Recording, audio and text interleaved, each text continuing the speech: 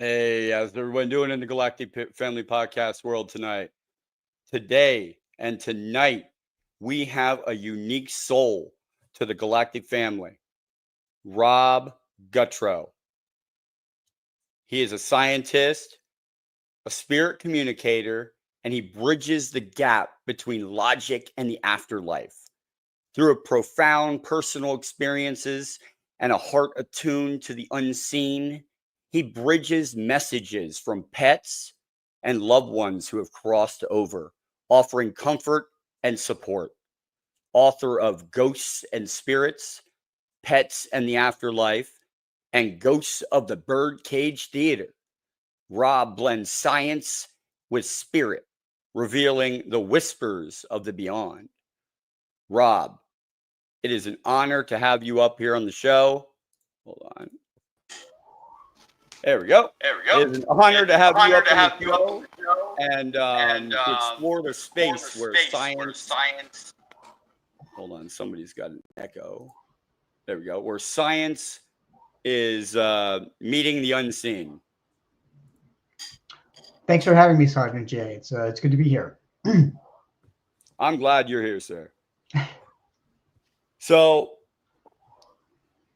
when we get into your background a little bit, I'm looking at it a little bit and I'm like, wow, he has so much that we could talk about just in general. But so to start, can you briefly share how your journey began and what was the pivotal moment that led you from meteorology to communicating with the spirits? Yeah, it was kind of an interesting road. So I began my journey, if you will, when I was 13 years old. I had seen my grandfather appear to me in full color 7 months after he died.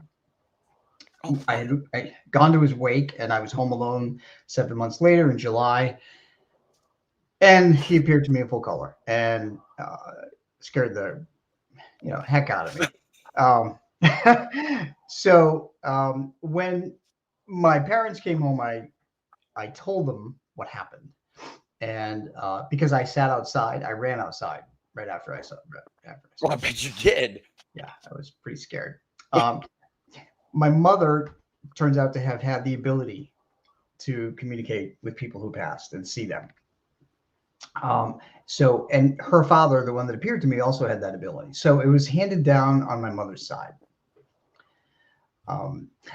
I didn't pay attention to that ability really after that, because I was in high school, and I was going to college and working 3 jobs and so forth. And it wasn't until 2005 when a puppy that I had was tragically killed by a car, and he reawakened my abilities, and he taught me how pets communicate from the afterlife, which became the foundation of one of my first books. Okay. Wow. Yeah. So your pet actually passed away, and the experience just awakened something in you. Yeah, he was extremely active. I mean, it's an ability I'd shelved since I was a teenager, but and as someone who takes notes and keeps journals and so forth, all of that became the basis for my first book. I mean, he sent me musical signs. I saw him visibly. I heard him. I heard his collar. I heard his footsteps. That's amazing. Countless things. Yeah. That's amazing. I mean, you have a background in meteorology and rational science, the rational approach to life, how did the background influence the way you perceived that first spiritual experience? So yeah, so I became a meteorologist Yeah. before I had that experience with my dog Buzz, and I had to try and figure out what was happening, and how there was a logical explanation for it in terms of science. What I've come to posit over the years, and by communicating with both people and pets on the other side, is that it all comes down to energy. Okay. there's a law of thermodynamics called the law of conservation of energy that states that energy can't be destroyed, it can only be transformed. So Yes. I figured out what happens after we pass and the two different choices that we have. Okay. All right. So you already told us, that profound experience that got you to this point, but I think I got to remove her and put her back on. There she is. All right. So now that she's on, that's Angel's my co-host, Rob. Hi, Rob. Hi, She's Angel. been recovering in the hospital from surgery and a bunch of other stuff, and now she's finally feeling better after a couple weeks. Oh gosh. More like 2 months. Yeah. Yeah, she's been down, but I'm glad she's back. Now you walked us through that profound, experience already, that the loss of your pet and everything, and that sparked you into the afterlife. But how do you reconcile like the scientific principles with spiritual communication? Like where do you see the science of energy overlapping with spiritual communication? Sure. So, as I mentioned, the foundation is really the science of energy. And Okay. I've learned that the energies within us, we have physical energies. Like if you think of how our cells split when we cut our hand, our cells split and then that heals. If you think of how thoughts are little electrical impulses that can be measured by scientific instruments, that's Yes. energy. So what I've learned by communicating with people on the other side is that energy couples with our memories, personality, and knowledge. And that, as you will, becomes a soul. That's what a soul is. And every living thing has a soul. Humans, animals, everything. Insects, doesn't matter. Okay. We're all part of that energy. But after we become that entity and our physical body dies, we have a choice. Typically what happens is that we are at full energy when we die, and we have the ability to open the doorway to the other side, which is, you call heaven or paradise, Valhalla, whatever you want to call the other side. So that like when you die, it's like a moment of like burst of energy that's enough to break into that. Yes, to break that barrier. Yeah. Yeah. And I'll explain the other side of it in just a second. So, Okay. yeah. So we can cross over immediately. And on the other side, I've been told that it's all peace and love and acceptance. It's just calmness. The alternative is to stay earthbound at a fixed location of whatever we choose. That's what I call a ghost. So I call a spirit the one that's crossed over because they have different abilities, and a ghost is one that stayed earthbound. Okay. Yeah. So in paranormal circles, a lot of people use those words interchangeably, and to me, they're absolutely not the same thing. I'm actually on the same page with you on that then. Me Cool. too. Yeah, I mean, they're entities of energy. They're a soul, but Yeah. it depends on location. Okay. So Yeah. they died, they got trapped in a location because of maybe the high magnetical forces in that area didn't let the energy leave. Well, it's actually more of a choice. Oh, okay. So they choose to either leave or stay. Yes. Oh. Yeah. So, and what happens too is that when they choose to stay, I've learned the reason why they can't automatically cross over after a period of time. Think of them as a battery with energy. And over Okay. time, the energy level in a battery just diminishes. When it gets to a certain point, they don't have energy to open the doorway to the other side, if you will, and cross over by themselves. So they need paranormal investigators. So it's really about energy. Also, there's similarities and differences in the energy in which they use. Both of them use heat, light, water, and electricity, physical energy. Okay. Emotional energy, therein lies the difference. Spirits who've crossed over, like our grandparents or um, great grandparents or pets, they use love, faith, and hope to come back and give us signs. But earthbound ghosts are different. They are negative emotional energy. Not it doesn't have anything to do with their personalities. They can be happy ghosts, if you will. But negative emotional energy because they are tied to the earth and they use fear, anxiety, depression, and anger to get strong enough to give us a message. Hmm.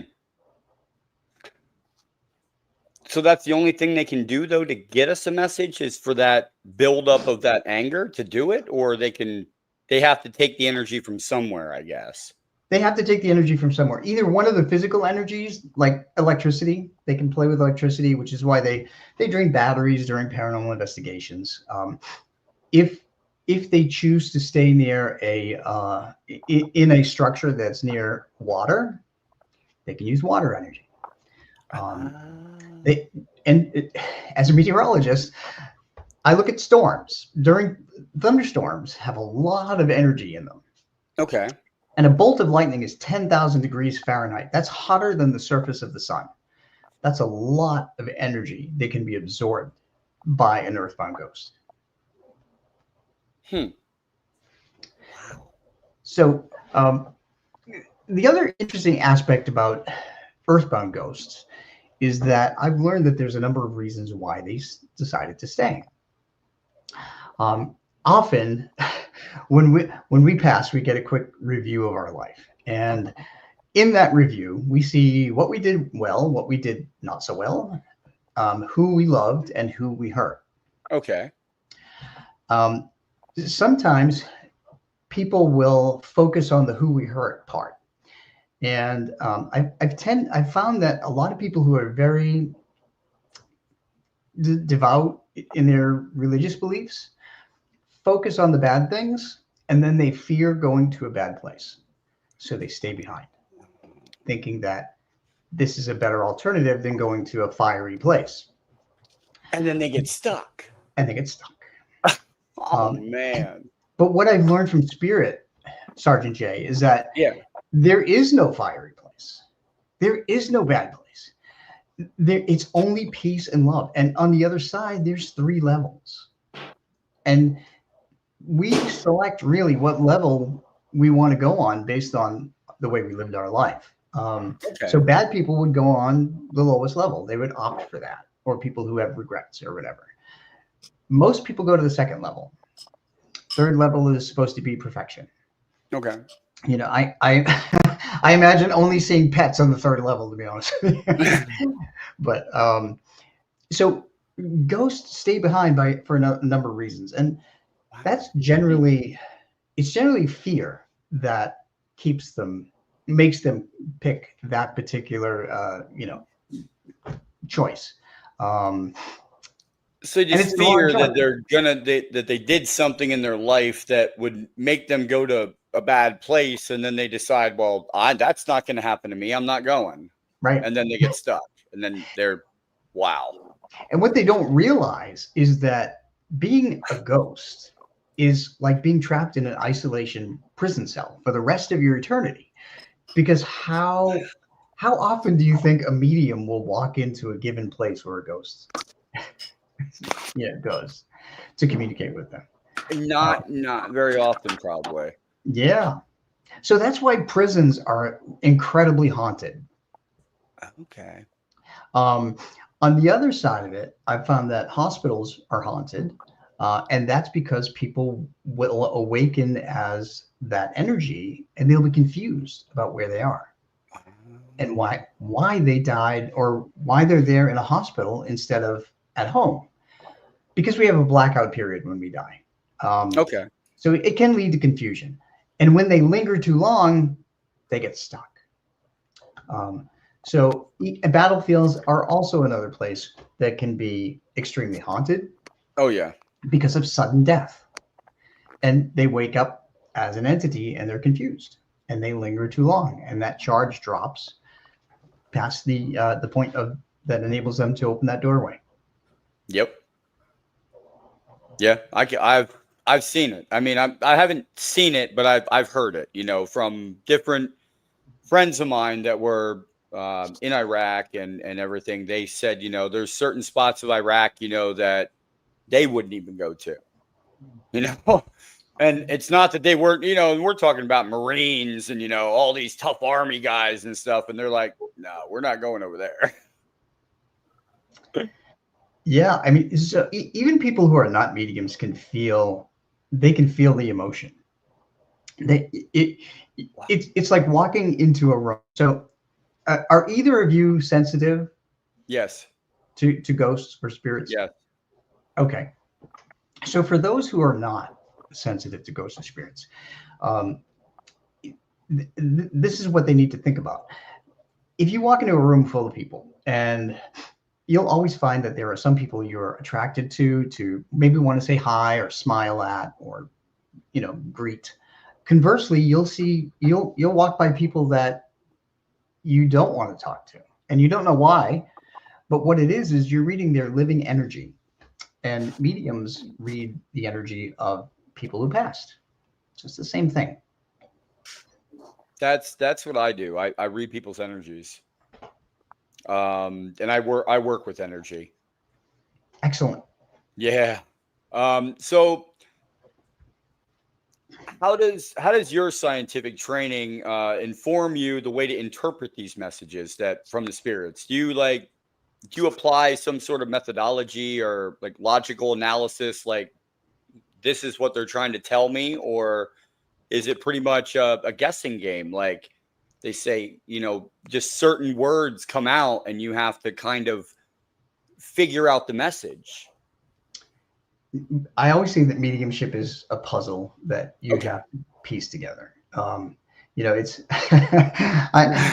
I once received a call from a woman that was on the paranormal group that I belong to, and she kind of didn't get how it worked. She would email me and say, "I want to talk to my mother today, who's been dead for 8 years.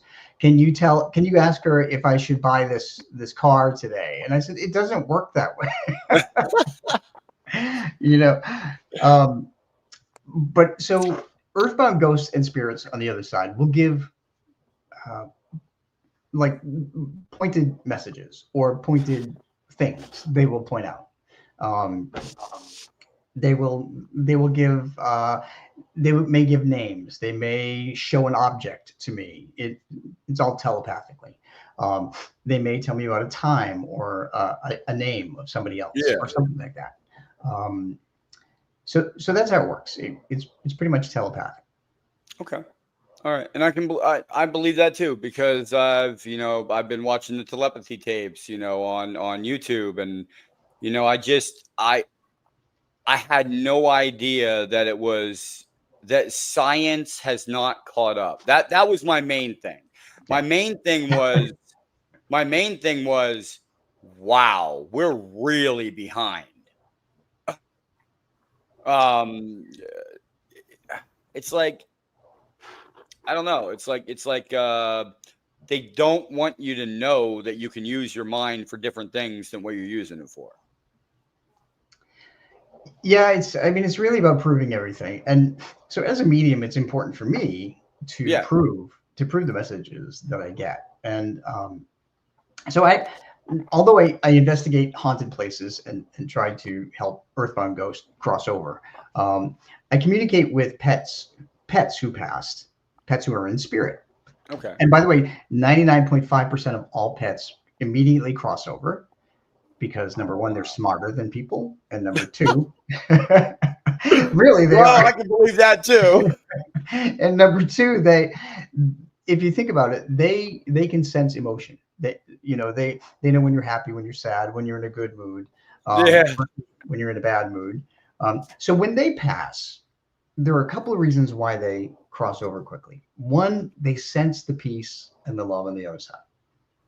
Two, whenever they pass, they will be greeted by our relatives in spirit and other pets that passed before them, to make it easier for them to cross over. And we will also be greeted by those same entities. That is awesome. I just knew that dogs were smarter though than and animals were smarter than people.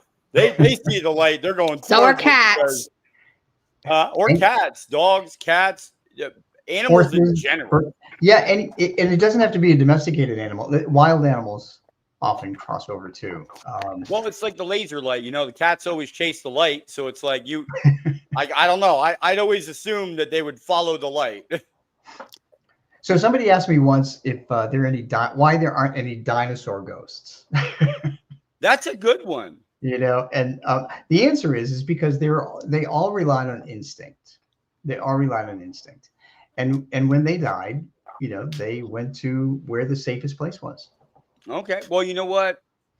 There have been some pterodactyl sightings in the United States. You know, you never know if one of those things are just stuck around. I don't know.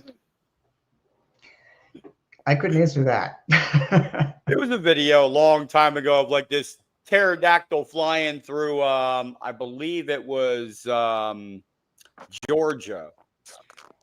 And the guy took a video of it, and the bird, I don't know if it was debunked or not. The bird like looked back like this, went down and scooped down and came back up, and it was huge.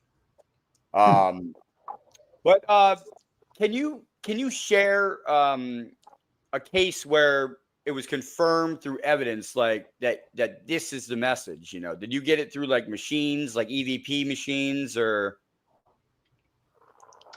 Yeah, sure. There have been quite a lot of these cases. Okay. So in one particular case, I did an investigation of a bookshop in Baltimore. It was called the Okay. Bookscape. It's still in business, although it moved from the location it was. And they kept reporting that the employees kept reporting that like things would move across the counter from time to time. And sometimes whenever they were looking for a certain book, Yeah.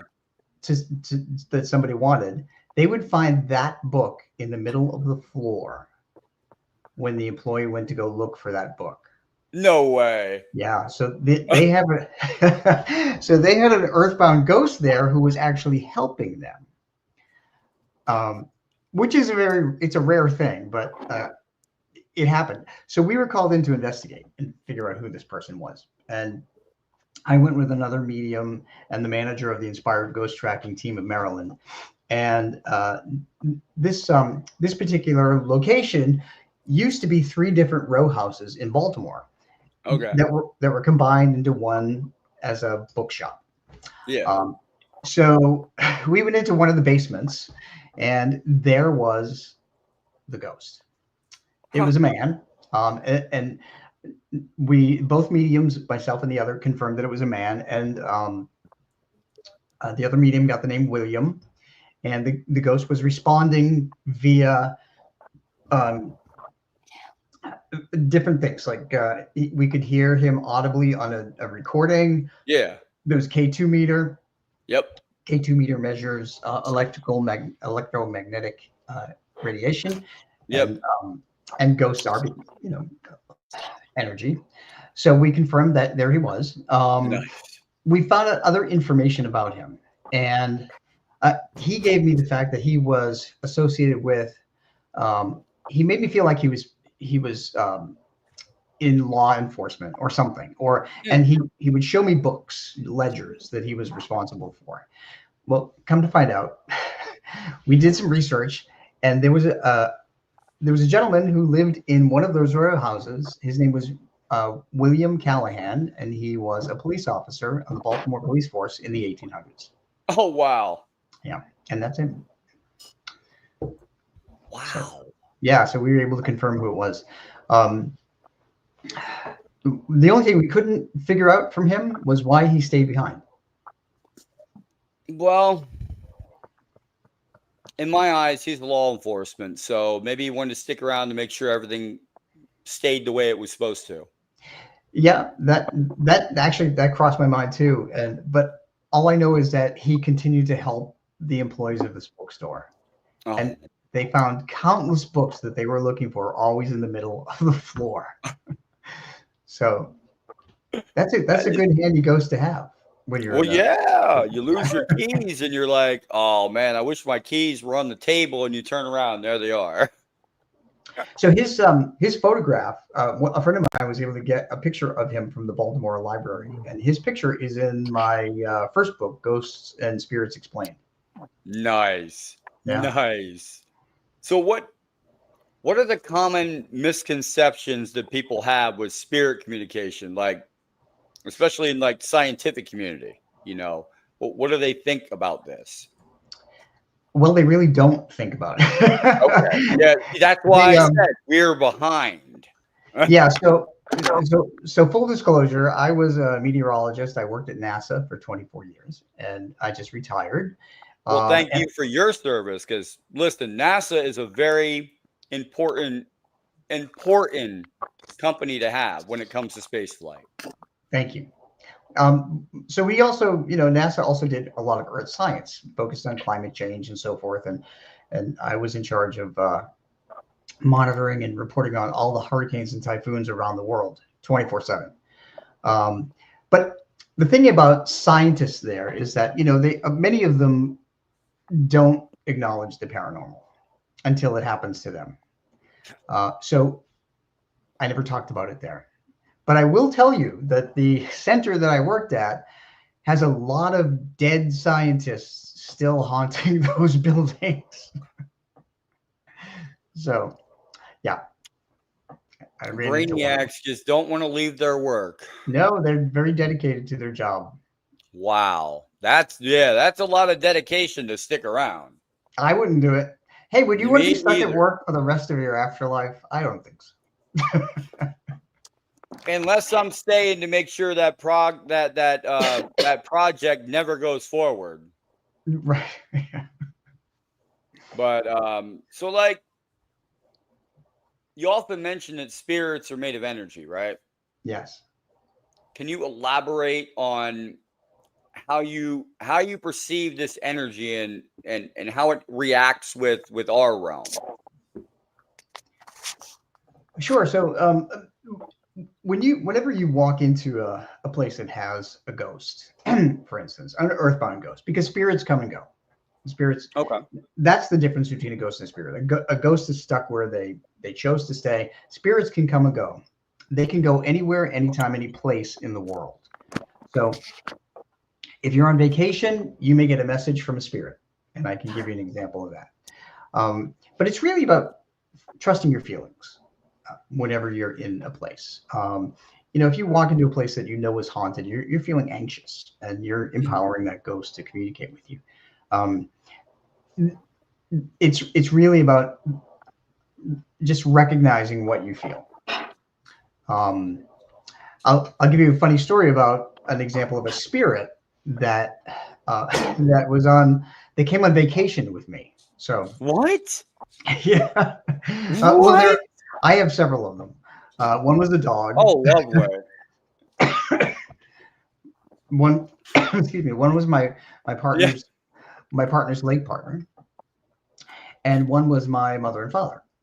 Oh, wow. So we went to Germany. We took one of those Viking river cruises, which I recommend, by the way. Oh, cool. Yeah, it was really awesome. See, so one of the stops was in Germany, and the Rhine River. What's that? We're out in Germany. I was stationed there. I was stationed in Hanau, Germany. It was Passau. Passau. Okay, that's one of the ports, right? Yes. Okay. Yeah, Yep. I was near Wiesbaden and Hanau. I don't know my German geography very well. Wiesbaden is probably near Heidelberg. Okay. Well, I remember Passau very well because we have dachshunds, and there is a dachshund museum there. Yep. And I was there for probably about 4 hours. Oh man, you didn't get to do anything. No, we did. I love my dachshunds. Anyway, long story short, the boat could not come out to Passau because the river was so high that particular year, and the boat couldn't go under the bridge. the bridges to get there. So they had to dock the boat miles and miles away and then shuttle everybody by the bus to get there. While I was on the bus, I was telling my partner, I said, my mother and father are on this trip with us, and they're definitely going to let us know. So he said, okay, well, we'll look for a sign. Well, sure enough, Sergeant J is we're driving on the bus, and we drive by this supermarket in Germany, and there's a huge sign. It's probably 12 feet wide with the name Norma on it, an Italian woman's name, which is my mother's name. Oh, wow. So, I mean, it's literally a big sign from my mother that she's on vacation with us. She really literally sent you a sign. Yeah. So, one thing I've learned about communicating with spirits is there's no such thing as a coincidence. Spirits make everything happen for a reason. We were on that bus on that day when the river was too high, because a couple of days later, the river went down. We never would have seen it. I've got, well, this isn't my story to tell, so I'll let Angel tell it down there. What story is that, son? They were, all right, I'll tell it. They were coming from California to Minnesota, and my dad broke down. Okay, he was broke down. He didn't know what was wrong with his truck. He fixed all the parts in this truck, like $300, $400, $500, $600 put into this truck. Didn't have the money to do it. Broke, they're stranded and everything. My dad pulls out this fuse in Walmart parking lot, right? I seen it for my own eyes. Okay, I looked at it when he pulled it out. We were on the phone together, and he goes, "Jason, I finally found the problem. I spent $500 for nothing. It was a $60 fuse. It was a 60 amp fuse that was blown." He puts it back in, locks the truck, goes back into the hotel, goes to sleep. Next day, somebody takes him to go pick up this fuse because he has to get a new one. He comes back, takes that fuse out. It's brand new. It's not blown. Oh. There's nothing wrong with it at all. Strange. Yeah. I don't know. Could that be a helper along the way that they just went with them when they left California? It could be. Because there's no way. I swear to God, sir, on everything. He showed me it. I was on the phone with him, and he showed me it was black and everything. He goes, I'm going to go to sleep. I'm so mad. I'm just going to go sleep. I had to send him, money down there to fix the truck and everything. And now they're broke and, got the hotel paid for. And they're like, just let us go to sleep. We'll figure this out in the morning. They all go in to go to sleep. They call me right in the morning. They go to get the fuse. They come back and they call me. They're like, it's brand new. Wow. I don't know. Hard to explain that one. That has me going for a loop in my head. But like you said, though, there can be lingering spirits that follow you that help. Yeah, they don't need to. Yeah, they just appear whenever you need them, really. That's just, wow. Yeah. Well, have you encountered, you said you've encountered spirits, right, in hospitals, that were skeptical, they were dead. How do you deal with that? Do you say, listen, you need to come to an understanding. You're dead. You can move on and I'm going to help you. Is that kind of? Yeah, so we do that typically on every paranormal investigation whenever we encounter an earthbound ghost. Okay. It's really, so as an investigator, one of our main purposes is to bring peace not only to the living who are experiencing a haunting, but also bring peace to the dead who have decided to stay earthbound as a ghost. we want to cross them over and cross them into the light so they can join their relatives in spirit and achieve peace. But it's really like being a salesperson, because when you think about it, Yeah. here's some living strangers that come to you, and you're a ghost. You don't know who they are, and they're trying to tell you what's best for you to cross over. Sometimes it doesn't go over very well, but for the most part, when we're able to pool our emotional energies and open the doorway to the other side, we're actually able to tap into the ghost's energy and use that to reach through and tap into a related spirit on the other side to help us get them to cross over. Okay. Huh. So that's awesome. That really is that you do that for all those people and for the living, and the not for the living but for the dead, that you help them cross over. That's beautiful. It is. They have to want to cross over though. They have to be agreeable to it. Yeah, There I could have been, understand that. yeah, there have been some that have not, but I will tell you a funny story that when I was in a hospital. I took a friend of mine to an appointment in the hospital. He had just had heart surgery like a month before, and Okay. he needed somebody to drive him to get a checkup, follow up. So I did, and he told me, he said, "I'm going to be sitting here for another hour. Why don't you go downstairs, go get a cup of coffee, relax, and so forth." I'm like, "Okay, all right." So I got in the elevator. There was nobody else in the elevator except this one woman. She looked to be about 85. She was hunched over. She had a walker, and Yeah. she was in a nightgown. And I said hello, and she looked at me, and she said hello.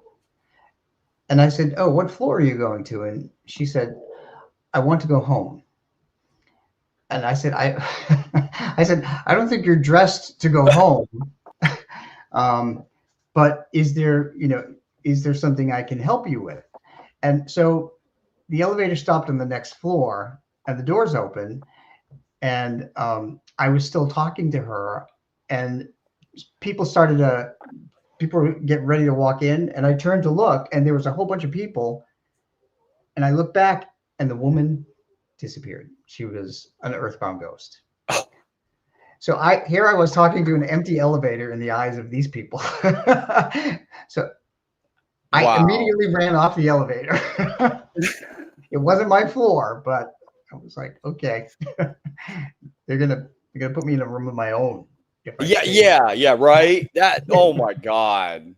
They're sitting there. That's actually, that brings me to kind of a story, okay? Everybody thinks that the girl that disappeared that one time in that hotel, right, was that she played the elevator game or something. And I think she disappeared. She was in one of the hotels in the United States. And in the video, there's nobody in the video. You cannot see anybody in the video, but she's frantically looking out of the doors, like coming back in like that, like she's freaking out, like she's seeing somebody or something out there. I don't know if maybe it was like malevolent or something. Maybe it scared her and it didn't maybe necessarily do the hurting of her, but it like, I don't know, she ran and like ran off a bridge or whatever, the thing chased her. I don't know, it seems like, with the spirits like that have like, they're confused or they're very emotional and everything and intense, How do you control your energy? How do you keep your energy here when they're so chaotic? Is there a way to do that? Well, I liken it to being like a nurse. You're Okay. dealing with somebody in trauma, and you just have to try and keep your cool and know that you're there to help them and not get emotionally wrapped up in what they're experiencing. Now, could they Um, cause you to try to be emotional though, to make yeah, you be a reaction, and then you just have to be calm? Well, there's different ways, I guess, everybody handles it. Okay. Before we go into an investigation, we always imagine ourselves surrounded by white light, which is positive emotional energy. Okay. Or we'll go over to a tree and we will put our hands to the trunk of a tree and we'll let any negative emotional energy be absorbed into the ground. And we do that after an investigation as well. Mhm. So other people will carry like crystals or things like that to help protect them. In the latest investigation, one of the latest investigations I did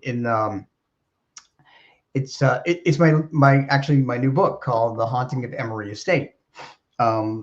We went into this investigation of this old mansion in Weymouth, Massachusetts, and we encountered three earthbound ghosts, and they were all there for a different reason. And one of them was pretty nasty. He was not a nice person in life. He was very controlling. He was very strict, and he actually affected one of the people on the investigation. So much so, it was a young woman. She was in her mid 20s or late 20s. We were in one room, and she said, "I don't feel good mentally and emotionally." She said, "I suffer from depression and anxiety." And she said, "My depression and anxiety is under control but with medication, but it's gone through the roof in this room." And that's because the ghost, number one, he has negative emotional energy because he's a ghost. But number two, his personality was really not a good person. Okay. And that energy was radiating on her. And he went to her because she was already weakened. She had already, because she suffers from anxiety and depression, they can sense when your energy is low.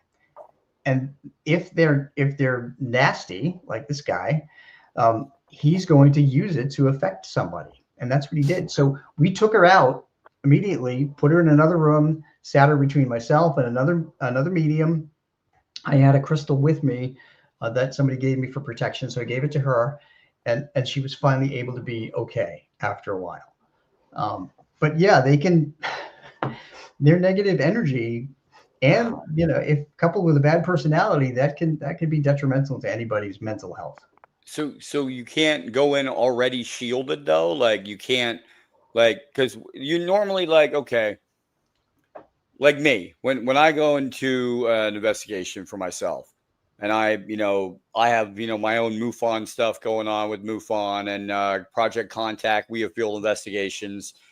Whenever I go in, I always, I bless and I sage and I all the equipment, all the people, the entire area before we go in it. And then after we leave, I do the same thing.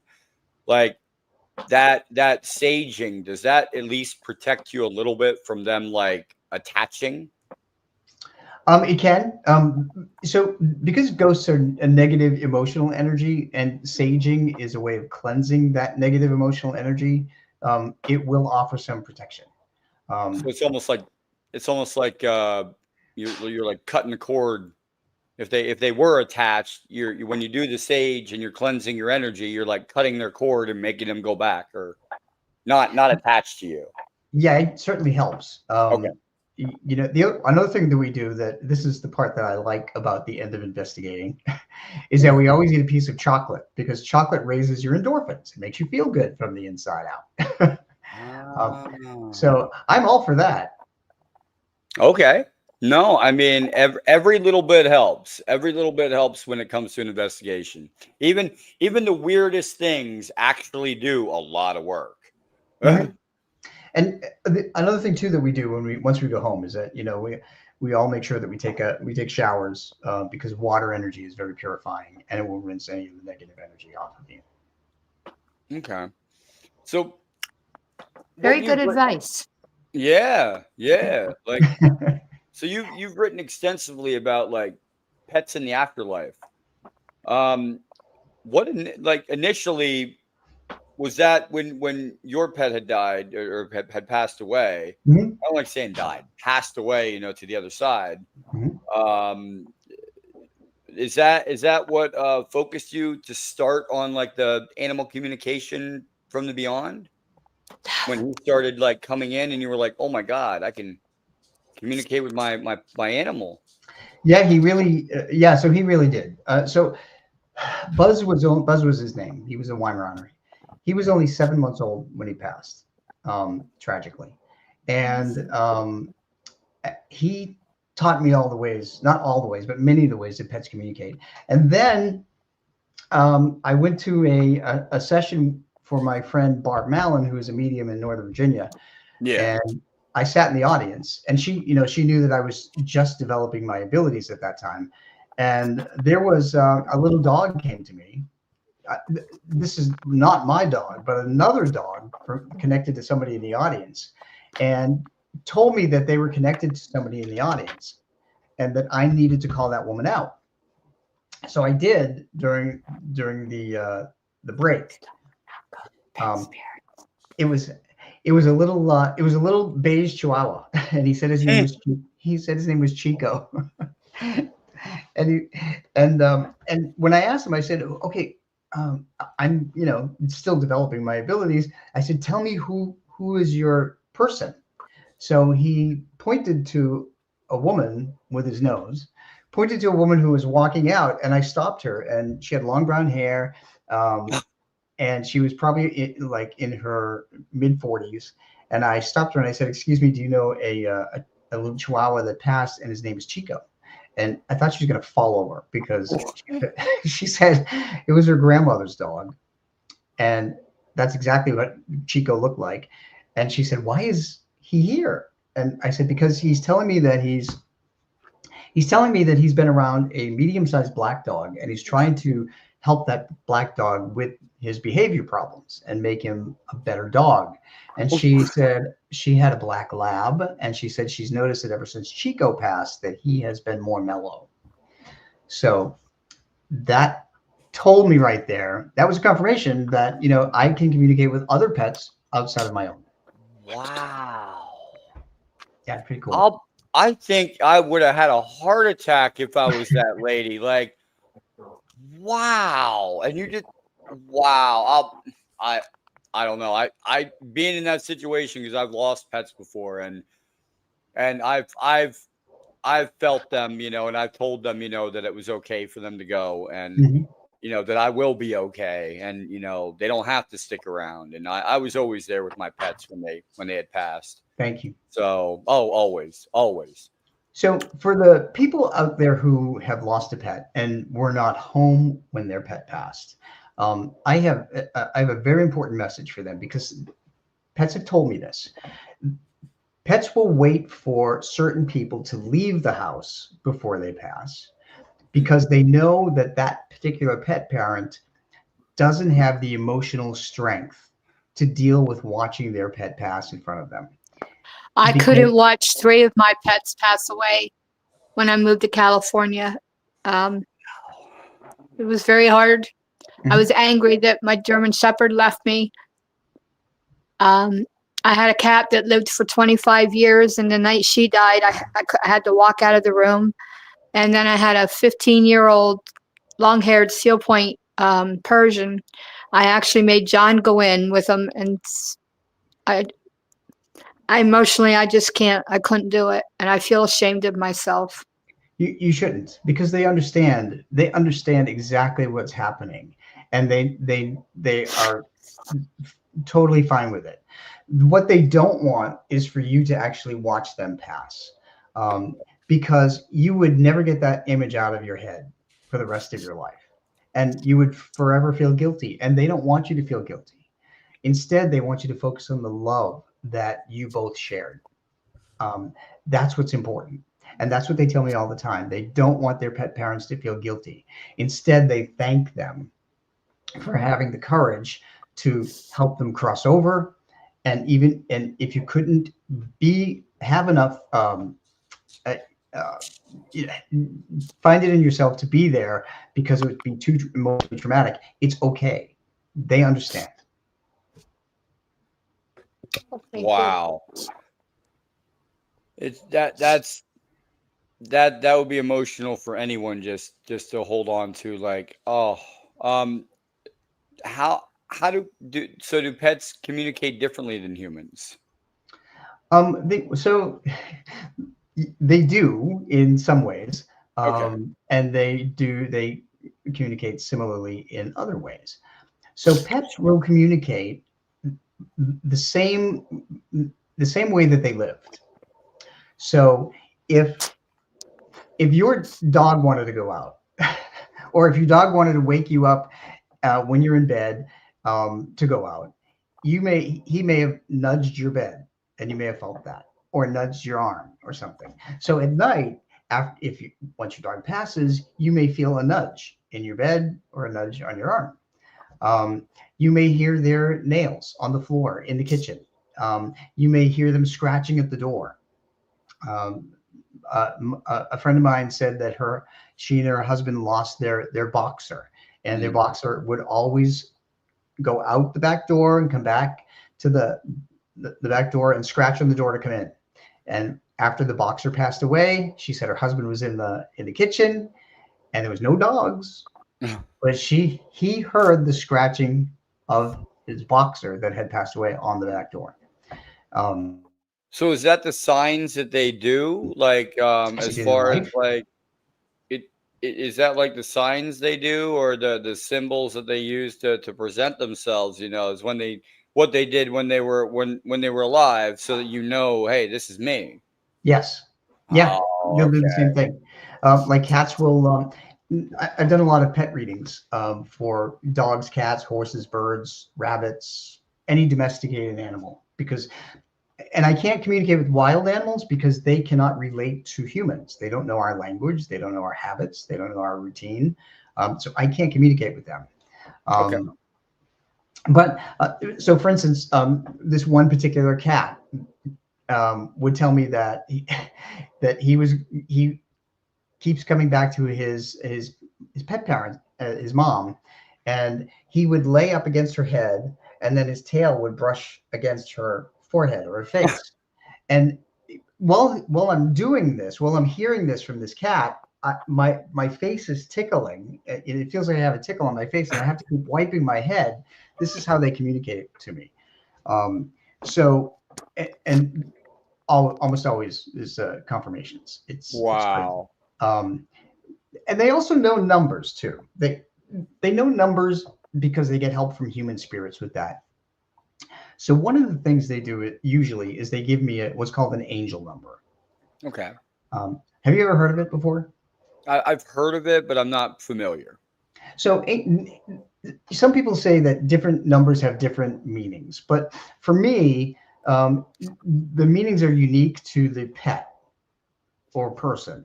So in a reading that I just did on Monday, a pet came through and told me that his angel number was 5.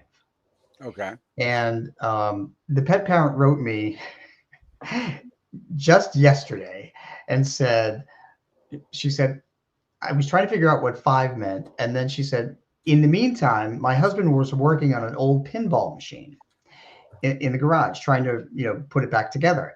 And she said, he came running in the house because suddenly out of nowhere, the number 5 lit up, and it stayed lit. And she said, we had never seen the number 5 light in the whatever year or whatever that they've had this machine. She said, it's only been 1 through 4. So they didn't think there was anything beyond 4. And this was their pet letting them know that he's right there. So she was kind of blown away. It was a cat. And the other thing too, that the cat told me, and this is something else that everybody needs to know. I talked about how people and pets are on the other side, ready to greet you. Yeah. So when this cat was sharing information, this cat told me that there were 3 cats in the front of the doorway to greet her, and she described one was gray, one was gray with a white stripe down the middle of her face. The other one was a black cat with a white patch on her chest, and I can't remember what the other one was. And so I wrote this in the reading, and she wrote back and she said, "Oh my gosh, I know every one of these cats. These are every cat that I knew or had." And she said, and the one that was black with a white stripe was one that I saw that after it got hit by a car, wasn't her cat. She said, I stopped, picked up the cat, took the cat to the vet, and the cat's pelvis was crushed. So they had to put the cat down. And she said, why is that cat there? I said, because you showed that cat more love in that one act. That cat will always be connected to you from the other side. Oh, So it's amazing what pets can tell me. that is very amazing. So it's like, so I imagine you get a lot of skeptics that say what you're seeing is just you're projecting your own grief and you're imagining these signs from your lost pet or someone else. What do you say to these people? Like the same thing you told me, how did I know this other person's dog's name? How did I know what it looked like? How did I know that? Is that kind of what you do? How you verify that you're getting these messages and. Well, I let the pet parent verify everything. And, in the 15 years I've been doing this, I think I've missed 5. And some of them, I think 3 of them turned out to be for the pet that I was going to do a reading for next. So I was reading the next pet. Or they were bugging in because they were like, come on, get out of the way. Yeah. So, and I realized that when I was doing the next reading, and I thought, why am I getting the same thing that I just got for the other person?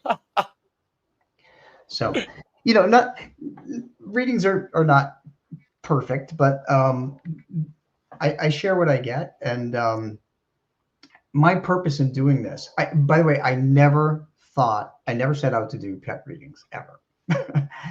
My sole purpose was to write books to explain how it all works and how people can recognize signs on their own without a medium. But the demand has been overwhelming. And I did free pet readings for 10 years, and each one of them take an hour to an hour and a half. And I've done thousands of them. And I finally had to start charging something because I didn't have weeknights or weekends anymore. Yeah. But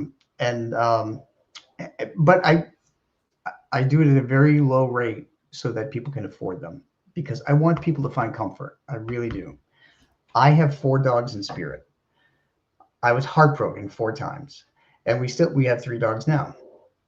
And by the way, Sergeant Jay, all 4 dogs are on the covers of my Pets in the Afterlife books.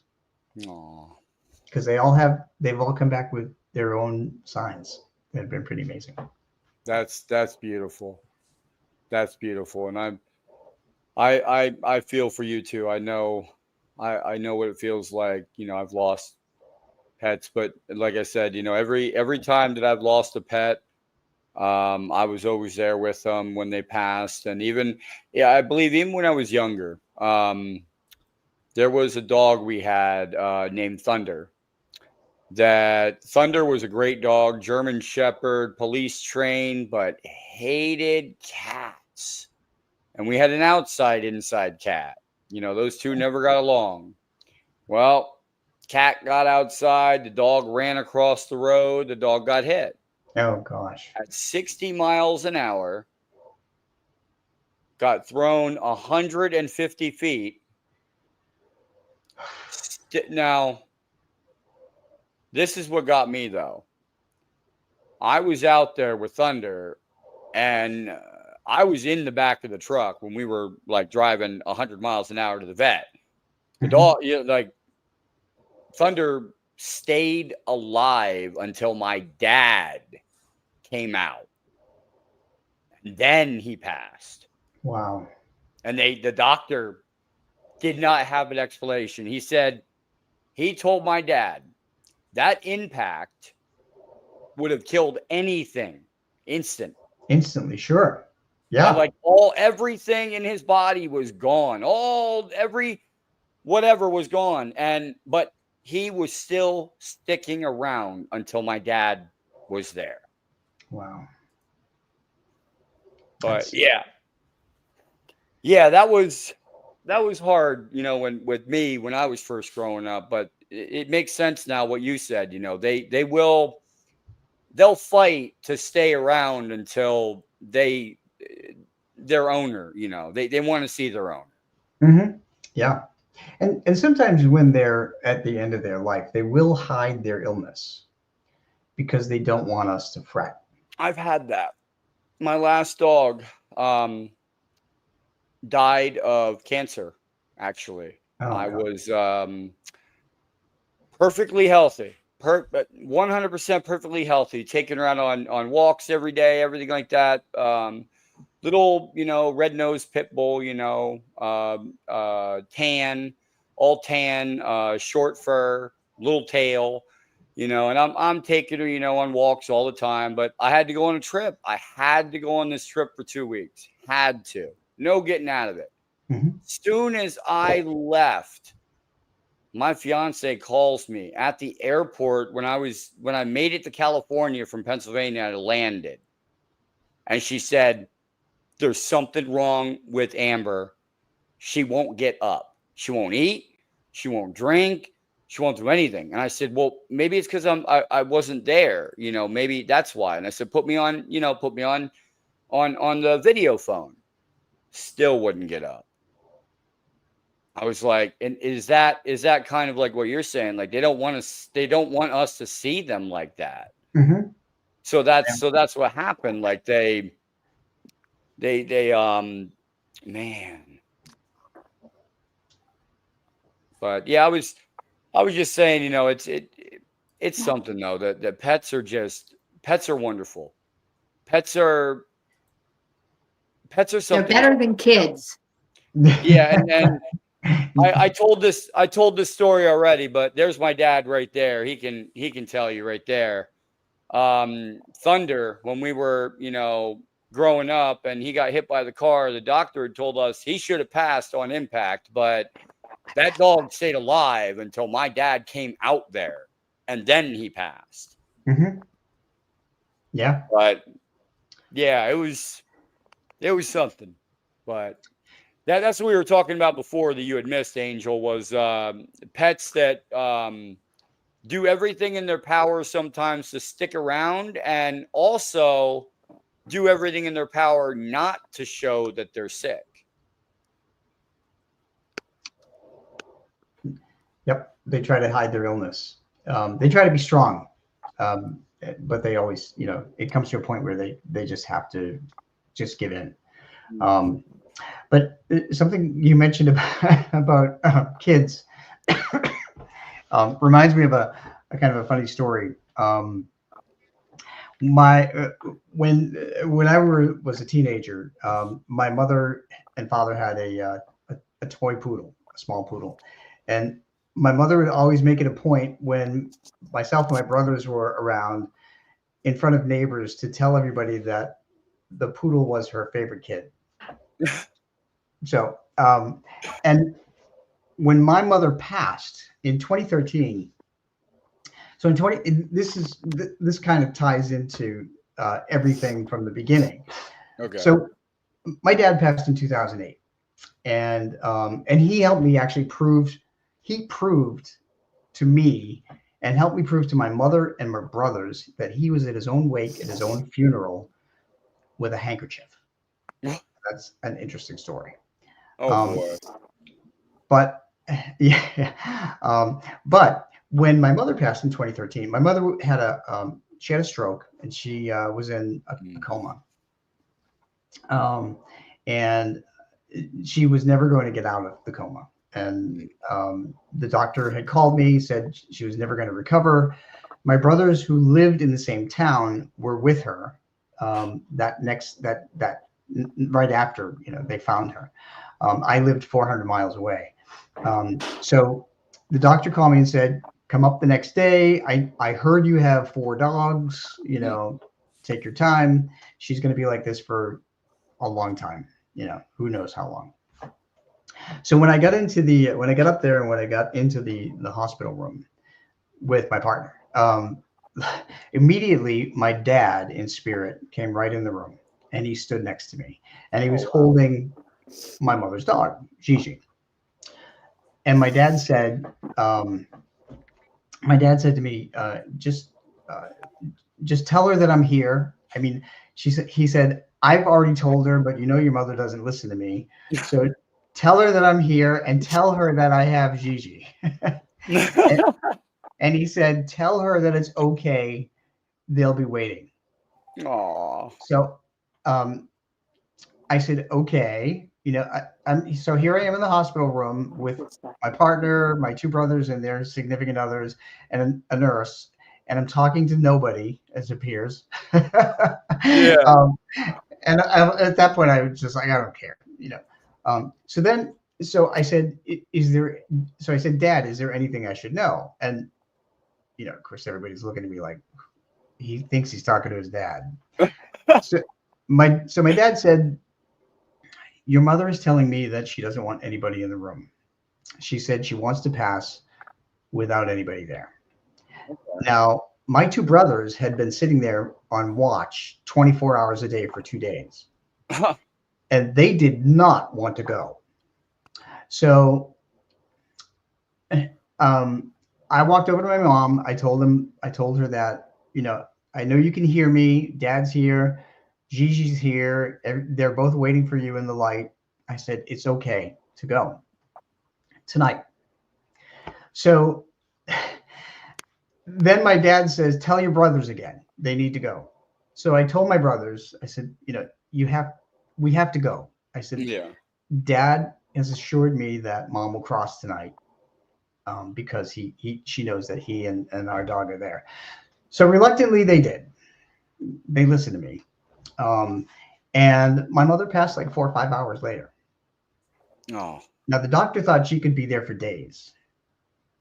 A long time.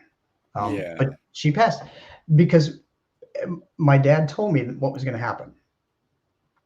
And after I let her know. So that brings me to the point that sometimes people, like pets, want to pass on their own. And we have to understand that, and we have to not feel guilty about it. Okay. Because everybody makes the choice. I mean, all of us are going to make that same choice. Is there like when you go and you get like messages from pets mm-hmm. and stuff like that, how do you come up to an owner and say, I don't know, like maybe like messages that might be hard to hear, like you're not feeding me enough, or something like that, you're not, I need more food, or I'm not getting, I'm starving, or I don't know, there's certain messages would just make me cringe inside if I heard what happens to dogs. So that's a good question. Usually those kinds of abused animals will be adopted into another family. Okay. My partner and I have worked for animal rescues for 15 years. So we've done fostering, we've done transports, home visits. I help with Friends and Furl here with kitties. Excellent. Thank you. Yep.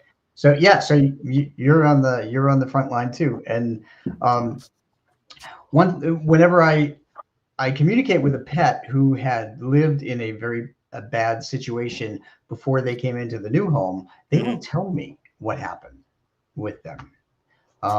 I just did a reading for 2 dogs, and one of the dogs said he was not fed. He never had enough water. He was always thirsty, and he's showing me a chain, an outside chain.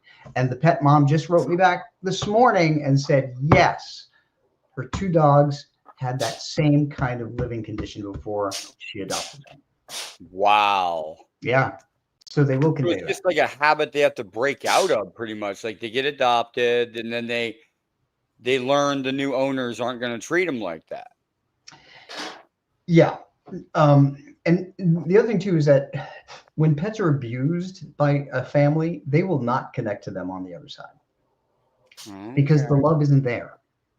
Love is the thing that connects all of us on the other side. Love is like an invisible spider web. that connects all of the people that we love and pets that we love and brings us together. Well, what advice would you give pet owners who are seeking closure, like after a loss of a real beloved pet? Well, they need to know that their pets are okay in spirit, that their pets were greeted by either a human one, loved one, or another pet that passed. Our pets don't want us to just wallow in deep grief. Instead, they want us to celebrate their lives, talk about the good things, that the good times that we had. Look at pictures of better Yeah. times. And you can do things too to memorialize your pet. Usually when somebody loses a pet that I know, I will donate to an animal rescue in the pet's memory.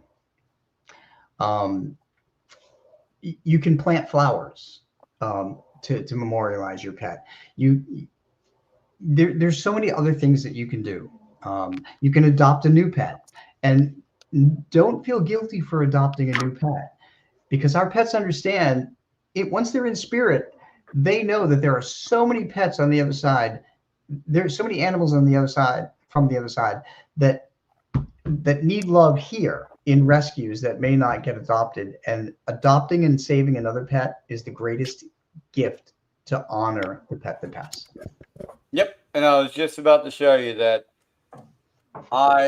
this is what a box that I had. You can't probably see it that well, but I'll put it next to me.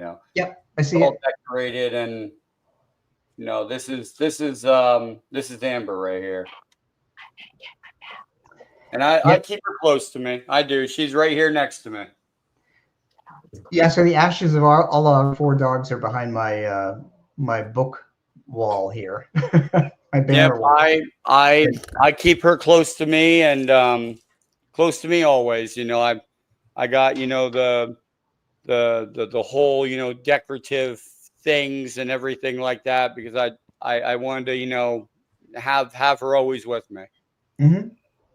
But so yep, I do the same. So one other thing that, if I may interject, yeah, go ahead. Way to help deal with the immediate loss of your pet. If your pet had a toy that they liked, any toy, it doesn't have to be their favorite, it can be any toy. Take that toy, put it on your nightstand, or put it on your bed. Okay. And at night, if you feel overcome by grief, and so many people have, put that stuffed animal in your bed and hold on to it. When my dog Dolly passed away, she's a Weimaraner. She's on the cover of Pets in the Afterlife 3 with our dachshund Franklin, which is up here. Okay. Dolly was my heart dog. A heart dog or heart cat is the one that you're closest to out of all the pets that you've had. Dolly and I knew what each other were thinking before we wanted to do it. It was amazing. So when she passed, one of the discs from her spine slipped one night. She was almost 16 years old, and it paralyzed her back legs immediately. And we knew that the next day she was just ready, because she was miserable. But she put her head on this little yellow stuffed toy.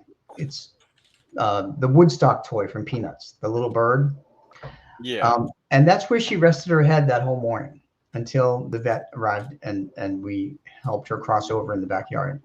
So I took that toy, and it's been on my bed ever since October 22nd, 2020.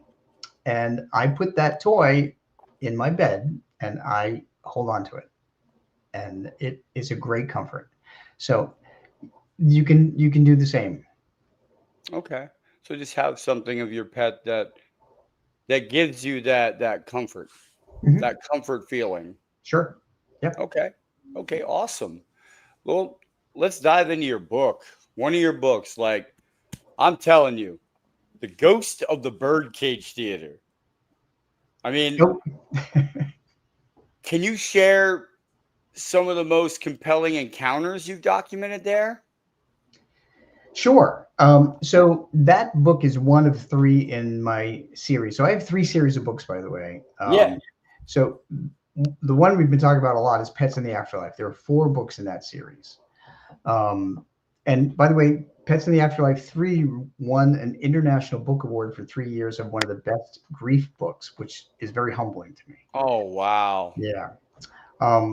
Another series of books is Ghosts versus Spirits. So earthbound ghosts, like paranormal investigations and so forth, versus spirits of loved ones who have crossed over. Like there are grandparents and aunts, and my partner's late partner is in there, has his own book, Kindred Spirits. And then the third series of books is Ghosts on a Medium's Vacation. And Birdcage Theater is one of those. The other two are Ghosts of Ireland and Ghosts of England on the Medium's Vacation. Because whenever I go on vacation, my guard is down and dead people want to tell me their stories. Wow. Yeah. So it's like, so what did you document in there though? As far as like in the theater itself, was it just madness or? I encountered 11 ghosts during a 2-hour ghost tour that I have either of you been there? No, but I want to go now that you're talking about 11.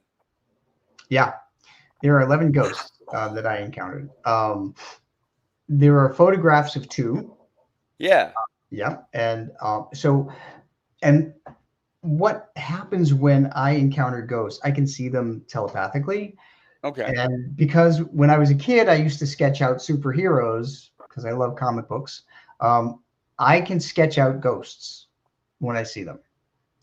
And a lot of my books have, except for the pets books, a lot of my books have sketches of ghosts that I've done.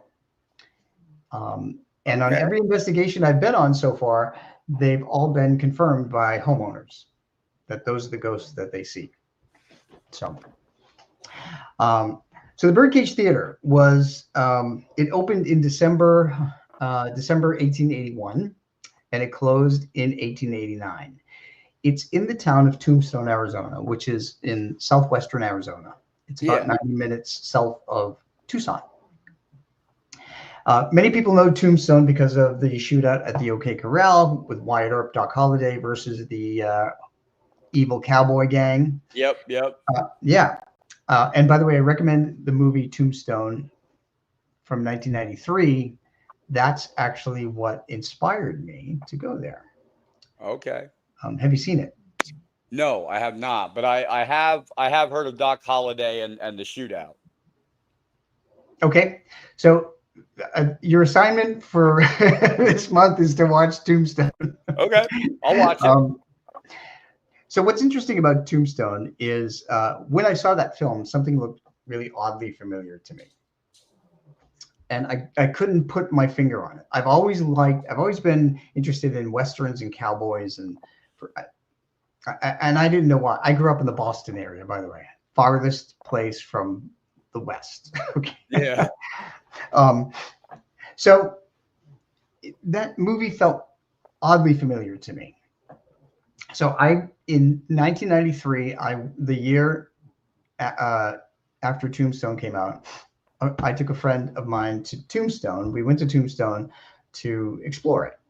Okay. And we decided to go in a funny way. I went dressed as Wyatt Earp, and he went dressed as Doc Holliday, just to have fun. Yeah. You know, it's something goofy. So the owner and manager of the Birdcage Theater, Billy Hunley, who's become a very good friend of mine, when he met us and he found out where we were from the East, he said, "Oh, I've got to befriend you guys. I've never seen 2 Yankees come over here dress up like Wyatt Earp and Doc Holliday." Oh boy!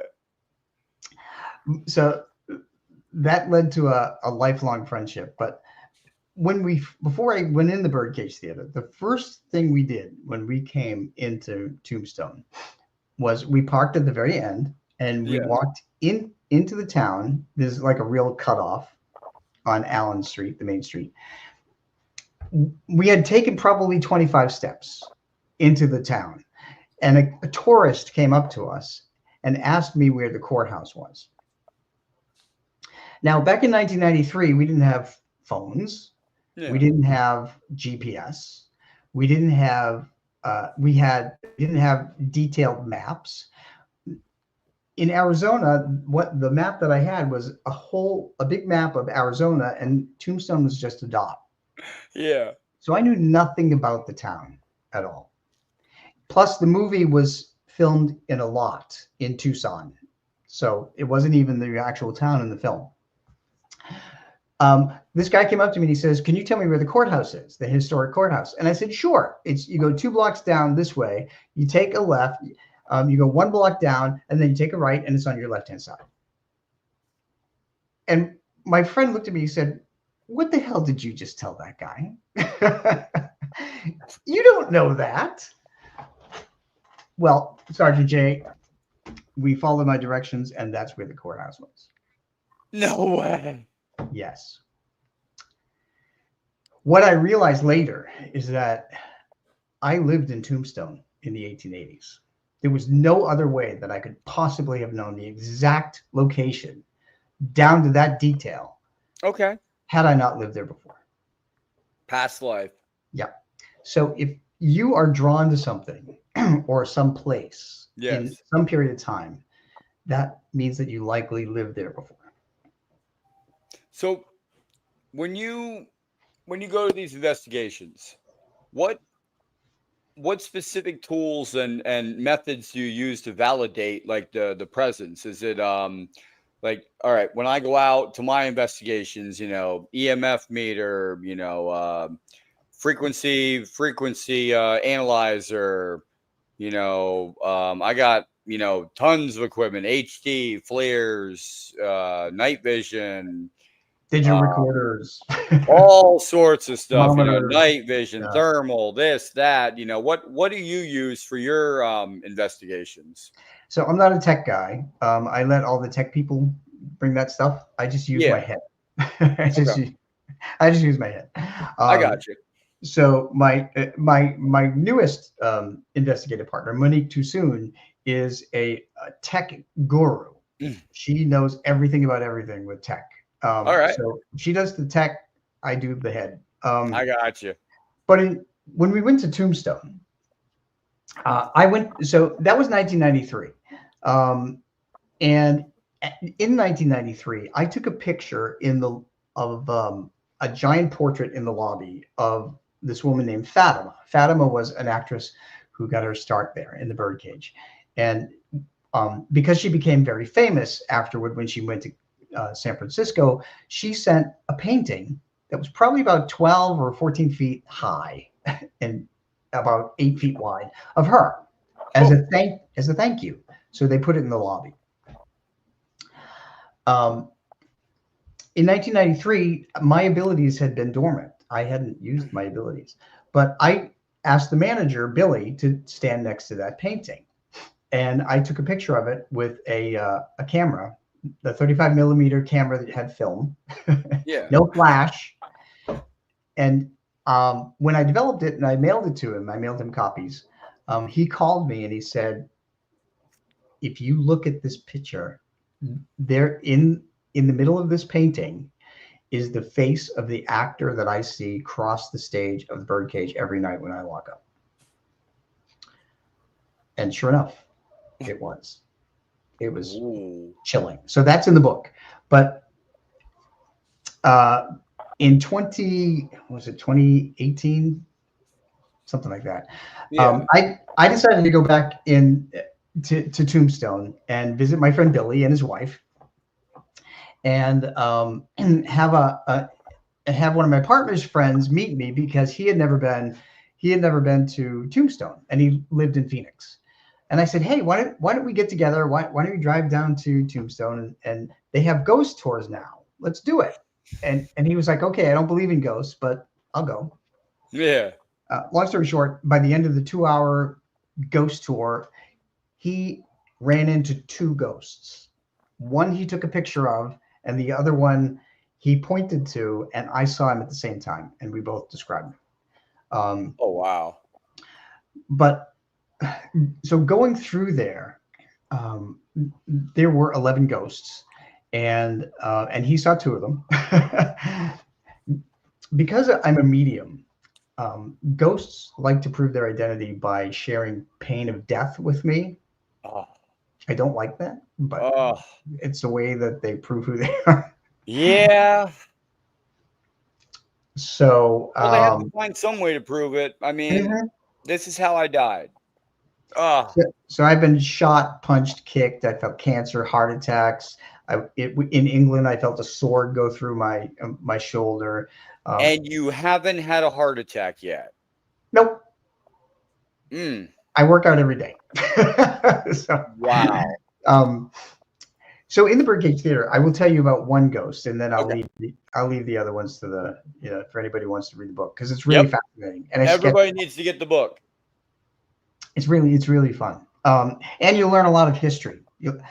So the Ghost on a Medium's Vacation, you'll learn history and the hauntings that I experienced, nobody else experienced. When we went in the back, so the Birdcage Theater has a big lobby. Yes, there's a ghost in the lobby. She's up above on the second floor. She was looking down when we came in, but that's not what I'm going to talk about. Yeah. There's a wall that wasn't there back in 1881. It was just actually the lobby with the bar and opening into the theater. So now that there's a wall, you can only go around the wall in through this door to get into the theater. Okay. So during the 2-hour tour, right in the beginning, I was at the end of the group, went through that door. Suddenly I felt that I was shot. And it hurt so bad that I fell against the wall. And I heard the guy tell me his name. His name was Jerome, and he told me that he was playing cards there, and he cheated. And they found him out. He got up to run away, and they shot him in the chest. Oh. Yeah. I'm sorry, in the throat. It was the throat. Sorry. Yeah. The chest was another guy. So they shot him in the throat, Oh. and what happened was I felt the bullet go through my throat. And then I actually tasted the coppery taste of blood in my mouth. And I was gagging. Wow. And I was like, what the hell? So I couldn't talk. Huh. And I was against the wall. So my friend ran over to me. He said, what is wrong with you? And I said, I just got shot. And so the tour guide came over. He called the tour guide over. And by that time, it had cleared up. I had finally got this guy to stop sharing his pain. And I said, she asked me what happened. I told her. And I said, there was this guy named Jerome. He got shot in the throat. He was cheating at cards. And she said, yeah, that's right. It was right here where you're standing. We know that someone gets shot in the throat right here. So that was Jerome. And wow. There was another one that behind the stage that got shot in the chest. He was gambling downstairs. So I sketched Jerome out. I sketched this other guy out. Something that's quirky that I didn't get to put in the book because when I came back the next year, to do a book signing at the Birdcage Theater, which was cool. Yeah. And the book, by the way, was approved and edited by Billy and his wife, Amy, because I had to get it, I had to get their permission to write it. And I wanted to get them to edit it and read it. And they were good with it. Because all of those ghosts were also known to some different people that worked there. As it turns out, I had no idea. So when I went back in during the book signing, I took my phone camera and I wanted to record, this is the spot where I talked to this ghost. This is the spot where I talked to that ghost, blah, blah, blah. Outside, I made a little preliminary video saying I'm sitting outside the Birdcage Theater. I'm going to go in. You'll see little videos from different parts of the theater where different ghosts connected with me. Yeah. So the first one I ran into, of course, was Jerome. I'll be damned if he did not shoot me in the throat again. He did. It took 2 minutes for me to get past it. And I said, look, I am not going to bother you, but I am going to go to different places in the Birdcage Theater with this camera. And you know what a camera is, because in 1880 they had a camera. They had cameras. Yeah. Yeah. And I said, I just please leave me alone. And I said, I won't bother you. Well, Sergeant J, I have to tell you that every single video I made in there, and I made 12 or 11, every single video, my voice was overrun by a high-pitched squeal. Every one of them. And I put those videos on my YouTube page. Jerome did not want me to be in there. And he was being a jerk. Wow. So you can see those on the YouTube page, but That's crazy. yeah, Like, that's a little post-book trauma. yeah, like, oh my God. You can't speak about like I'm trying to talk to you. Like It was just a high-pitched squeal throughout the whole thing. wow. And there was nothing else. And and I got outside, and I didn't know, I had no idea until I got outside and I did a wrap-up, 30-second video. And then I started playing the back on the phone. And I'm like, why didn't these come out? So I went back in, and sure enough, there was Jerome. And I said, what did you do? And I heard him laughing in my head, and I was like, all right, I'm done with you. Oh God. I'm done. I'm not gonna fight him, because he would do the same thing again. Right. You're like, okay, you know what? You're just gonna do the same thing over and over again. I might as well not even like keep this cycle going. Like wow. Yeah. So Birdcage Theater, Ghost of the Birdcage Theater on a Medium's Vacation. A crazy book. I gotta get that book now, because it just sounds crazier with just that beginning of you talking about it. Cool. Wow. Have you ever encountered a spirit that refused to talk to you? Oh, And sure. how do you handle that? Well, it's just like living people. We choose who we want to talk to. Okay. I've gone on paranormal investigations with my other friend, Troy Klein, who's a medium on the Inspired Ghost Tracking team. Okay. And sometimes ghosts will talk to him, and they won't talk to me. They pick who they want to talk to. Okay. So it's like an energy thing, pretty much. Like they detect energies that draw them to them. Mm-hmm. Just like living people. Okay, like you were talking about, like you walk past someone, you want to talk to someone, and then you walk past someone, and you're like, I do not even want to stand near this guy. Exactly. Okay. So how do spirits perceive time, though? Is it no time, or is it something else entirely? Like I know we go on a day system, but there is no day there. It's just everlasting. That's it. Yeah, kind of an energy numbness. So yeah, that's a great question. I get asked that quite a bit. So yeah, there is no time in spirit or as a ghost. Okay. But so time is a physical thing. Time is the amount of how long it takes for a planet to orbit the sun. It makes up for 1 year. On Earth, it's 365 days, for instance. On Saturn, it's 29 Earth years to make 1 year. Yep. To orbit the sun, which is crazy. But in spirit, there is no time. But the way that ghosts, earthbound ghosts, can see that time is progressing is when people come in and out and they're dressed differently. And they have different like gadgets. Time periods. Yeah, and they have different gadgets in their hands. If somebody walked in back in the 80s, they would walk in with a boombox. Yeah. Now they're walking with a cell phone.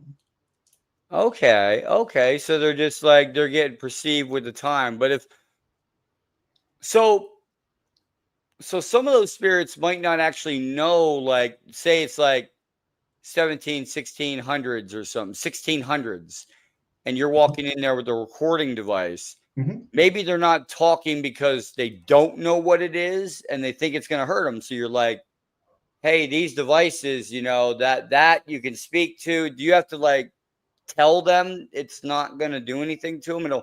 you can communicate through this.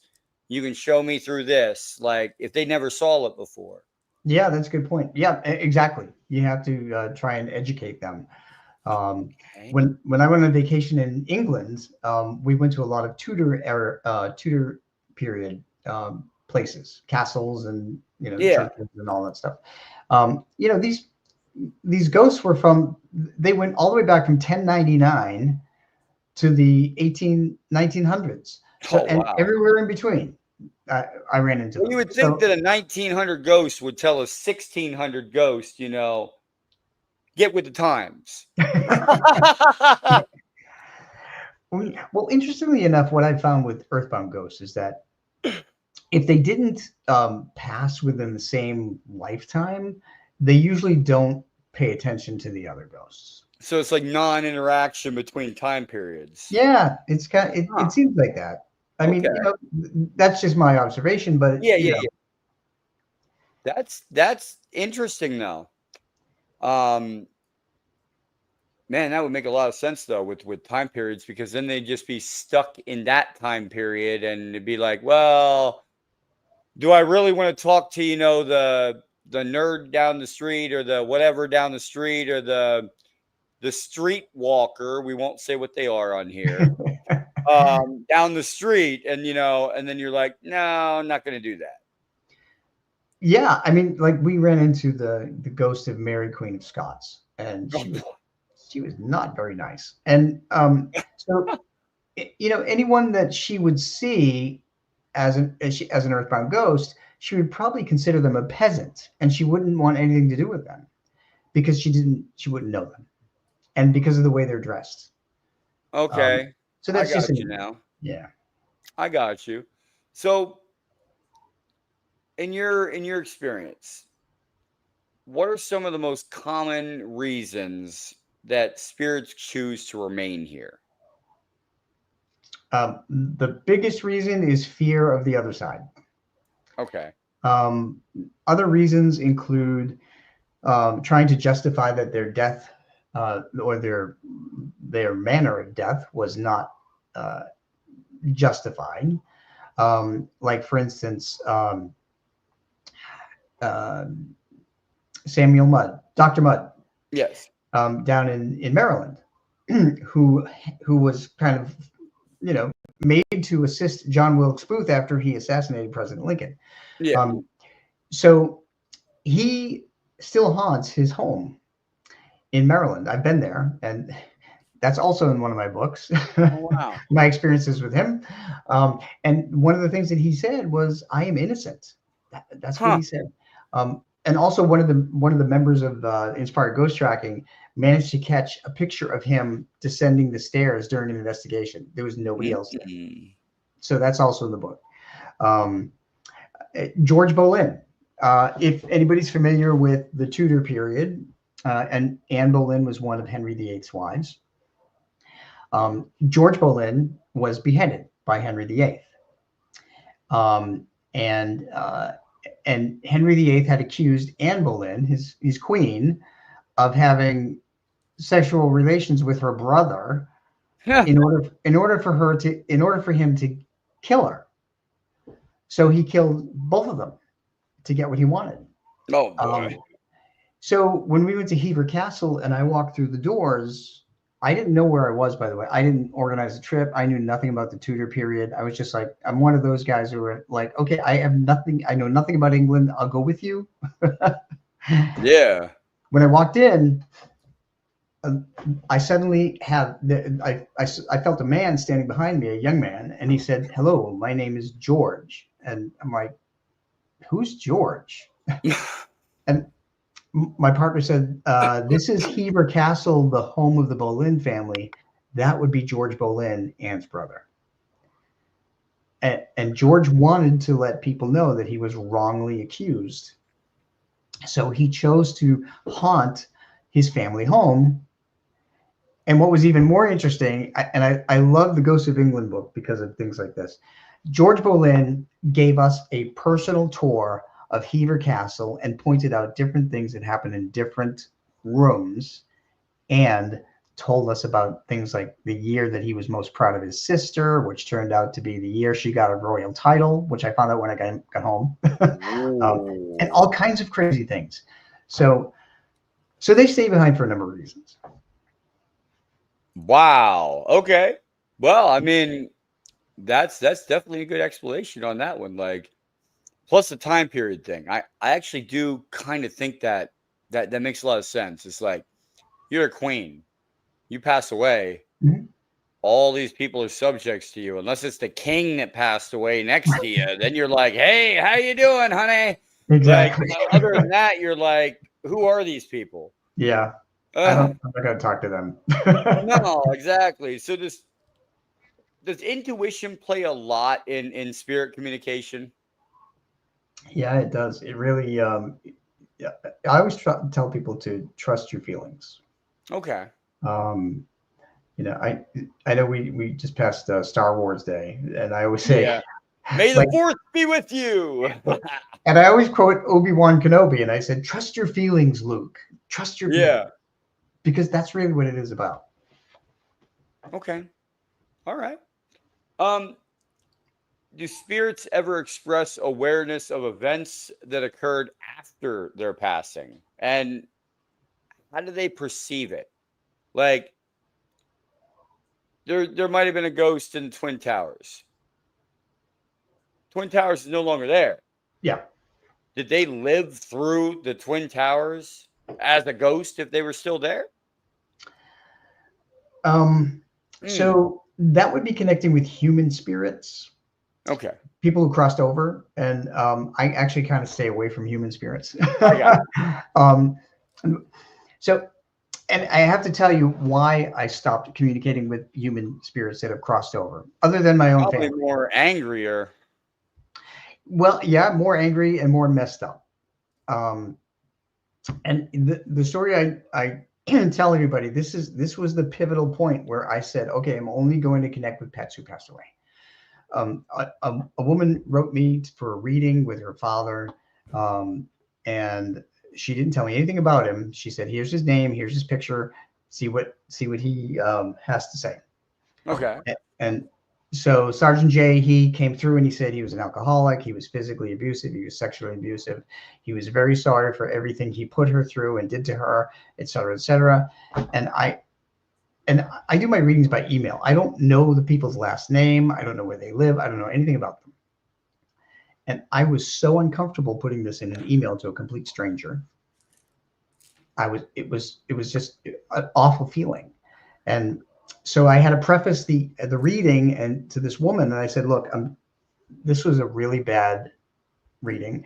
I feel horrible about it. I hope it's not true. I hope this is not your father. But you asked me to do this, and this is what I got. And she wrote back and she said, thanks for the reading. I understand every single thing that you said. And she confirmed everything. And, he had come through begging for forgiveness. And I felt so dirty after that. I felt so, I don't know. Emotionally I felt like drained. Yeah, I was emotionally drained. Yeah. And I was like, I don't know if I really should have shared that email with her, that reading, but she asked for it. And she told me, don't worry about it. She said, these are things that she needed to hear, that, he was asking for forgiveness on the other side. But that's when I said, okay, I'm done with people. Yeah, after that, I would be too. I'd be like, you know what? This is way too much for me to handle. Like, pets are way easier. Yeah. They're more direct. The more they know what they want, first of all. And they're full of love. It's all, yes. I mean, with pets, it's all about love. People have too many hangups. Exactly. It's well, we're too emotional at times. But so what advice would you give to someone who's just beginning to sense like the spiritual communication? Like how would you tell them to proceed? So first of all, I would tell them to write everything down. Like a journal, every daily journal. Yep, like a journal. Okay. Secondly, try to, if the people that come through to you or the pets that come through to you come through at a certain day, make note of the date, make note of the time, because dates and times are always relevant to certain people or certain pets. Okay. Like birthdays, anniversaries, and holidays are the times when spirits will come through. The other thing you can do, not only in addition to journaling, but go to places that you know are historic and may have ghostly activity. Don't read about it. Don't look it up. Don't do anything. Find the name of a place, go there, see what you get. That's how I developed my abilities. And it was crazy. And then you'll start trusting yourself. Okay. So it's just go a little bit at a time. Don't rush into it, pretty much. Do what you need to learn about it and learn correctly. Yeah, I mean, so I did 10 years of pet readings for nothing. And it, like I said, they were all an hour to an hour and a half, took a lot of time, a lot of personal time. But it also refined my abilities. It gave me, it gave me affirmation that I was on the right track with a lot of these things.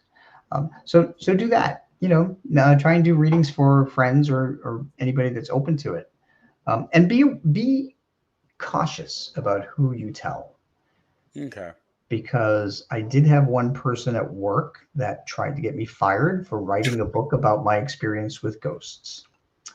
Oh, he's mental. He's this, he's that. Like he thinks he's talking to invisible people. Yeah, Oh yeah. boy. She was a real prize. So I wouldn't be surprised if she she stays as an earthbound ghost, and I mean, those are the kind of people that are kind of, I say they're ignorant in their own head. That's what I say. They don't have no room to grow. It's unfortunate when someone It is. I all I do is try to help and comfort people, and That's what I do here as well. yeah, and I see that. And for someone to attack someone who tries to help people, it's very petty. Yeah, it definitely is, sir. So yeah, so that said, so whenever negative people come near you, push them away. Okay. Don't let negative people weigh on you. Life is too short in the physical to dwell with negative people. Associate yourself with people who support you, with people who believe in you, with people who encourage you. Positive attitude, positive energy. That's what we all need. Okay.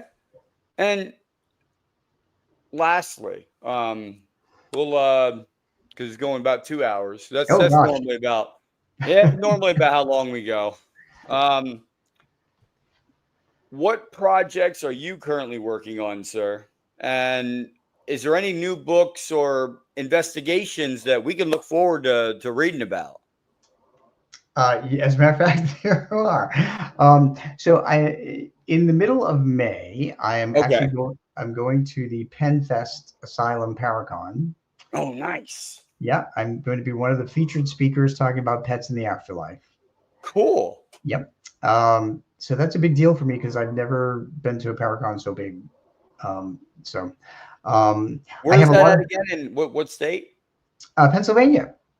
Penhurst. Oh, you're going to be right here. When? Yeah, May 17th and 18th, 10 days from now. I'm going to have to get tickets and meet you down there because I'm in Pennsylvania as well. Awesome. That would be great.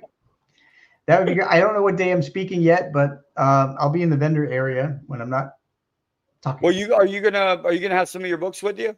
I'll have all of them. I'll be buying them. I'll have all 12 with me. Well, maybe not all 12, but I will be buying a couple of them though, because that, the theater, that one I want to read, that one definitely. And like there's a couple I have my own picks I like. Cool. Thank you. Oh yeah, definitely. So my latest book is called Haunting of Emery Estate. Okay. And That was an investigation that I did last summer. And it was in the state of Massachusetts. We encountered 3 ghosts. One innocent boy, one man Innocent that boy, meaning that they were guilty or something, but they were really innocent, or they were no, and just a just a or boy totally who died innocent. by a tragic accident on on the Oh, property. okay. Another ghost that was attached in the name of love to a piece of furniture, which is unusual. And then a Mm, third ghost who was very chilling and controlling. mm. Um, yeah. So that book I did with my co-author for the first Yeah. time, Monique Toussoon. She's actually the only drag paranormal investigator in the U.S. Hey, you know what? If you know your stuff, I don't care who you are. So, so she decided to do that because during COVID she couldn't do shows. So, and as it turns out, I met her at a Paracon and she invited me to go on these investigations. Yeah. Um, uh, Ghosts are much more active, trying to figure out who and what she is. So it's really cool. So there's that, and then together we just finished writing the next book, Haunting of Hunt Memorial Library, where we encountered 3 other ghosts, Ooh. and that's coming out. I'm holding that until January 1st, 2026. Okay. Another fantastic adventure. Nice. But I have 9 other books in the queue, one for every year. Well, I mean, you have a lot of stuff going on, though. It seems like it's just an never-ending cycle. Yeah, You know, you there go are from one to the next. a lot of cool stuff. Yeah, That is wonderful, sir. Wonderful. thank you. Um, and I mean, Rob, thank you, for being on the Galactic Family Podcast and sharing your insights and experience with us. Where can they go to find you at and stay connected with you? Sure. They can go to my website, robgutro, GUTRO.com. If you can't spell my last name, just go to petspirits.com. It goes to the same place. Yeah, my big thing was I was messing up that name too. I was saying Gutro, but it was Gutro, like Gutro. It's Not, it's kind of a massacred French Canadian name. It doesn't matter. it's It's fine. little weird. But then when I saw it on the private message, I was like, oh, that's how you say. Okay, now I understand. Yeah. So I'm also I have Facebook and Instagram and YouTube and All that fun stuff that all everybody that loves to go on and comment. all that hoo-ha that you have to share content of. All right. Well, Rob, we will definitely have to stay in touch because I just about a week ago I got selected. Well, not selected. They called me from Project Contact, Wow. and it is a new upcoming tech company that is making the first UAP communication device. Mm-hmm. Yeah, that's amazing. So I mean, it's all, but it's not. It's exactly what you think it is. The communication. It's all telepathy based. And the machine we're building is going to strengthen and also it's going to harmonize biofeedback with the signal so that you're not just sending a signal of that, like you have 3 different there, and there. If I send that out, they're going to be like, okay, which one? What do you want me to do with this? So, if they understood our language, they'd be like, okay, which one? Here's the dictionary. But if you send a message out with intent and emotion with it, you get a better response. Like you're saying with spirits, you don't want to go into a space angry and everything because everything's going to start, flying across the room. It could have hurt somebody. Yeah.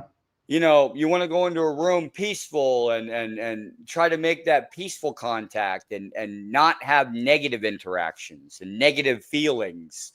That's the way I do. And That's what we're going to try. I mean, our first field test is on the 17th, and we're 2 weeks away, a week away. We're going out the middle of the forest. The machine's already built. I'm the one doing the CE5 meditation and going into meditative state with the Hemi-Sync method. You know, I'm doing triple blind. Wow.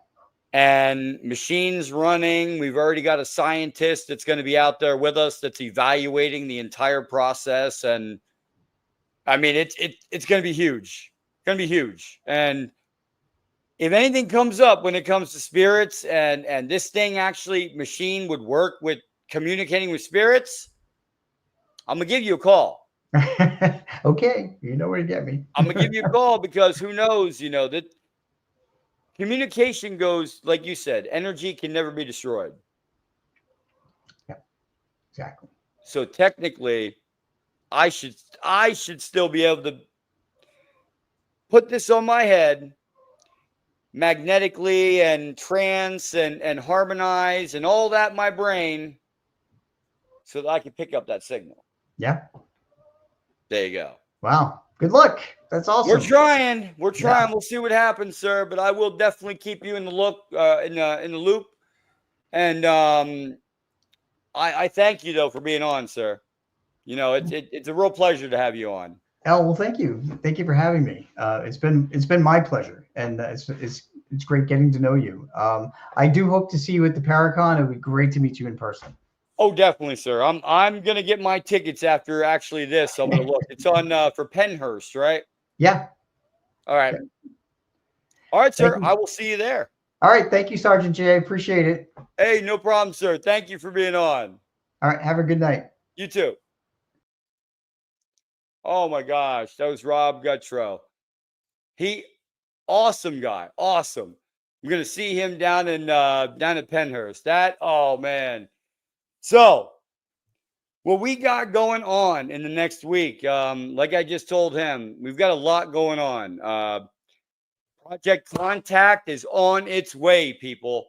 We've already got the scientific backing.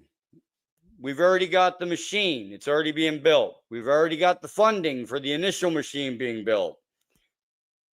We've already got the location picked out on the 17th that we're going to.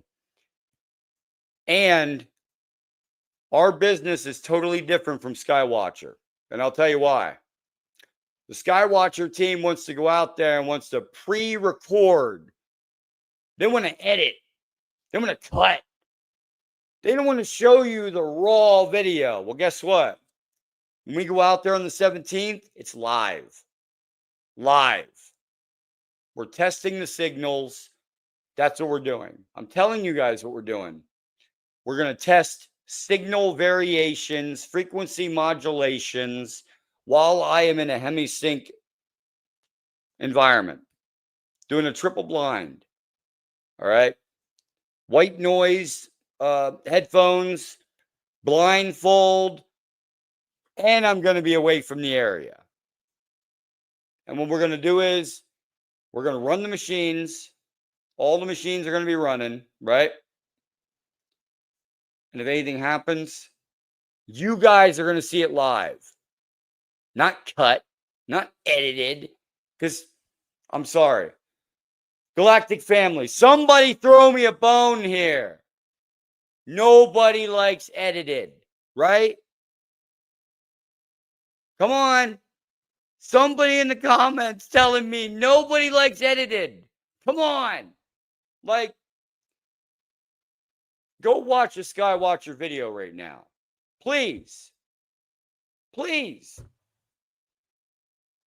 It's not live. I'm going to give you live. The 17th, we are going. Everything's prepared. Everything is ready to go. And we're going to kick this off with a bang. Because I posted that you guys, that we were getting close to 100 members, 100 subscribers on this channel. And it makes me so happy. It does. And you remember what I told you, Galactic Family? I said we get over 100, and what was I going to do? Well, I did it. And I did it. Well, Galactic Family, we did it. Over 100 subscribers. Huge love to everyone who has joined us on this journey. I'm freezing for a cause close to my heart.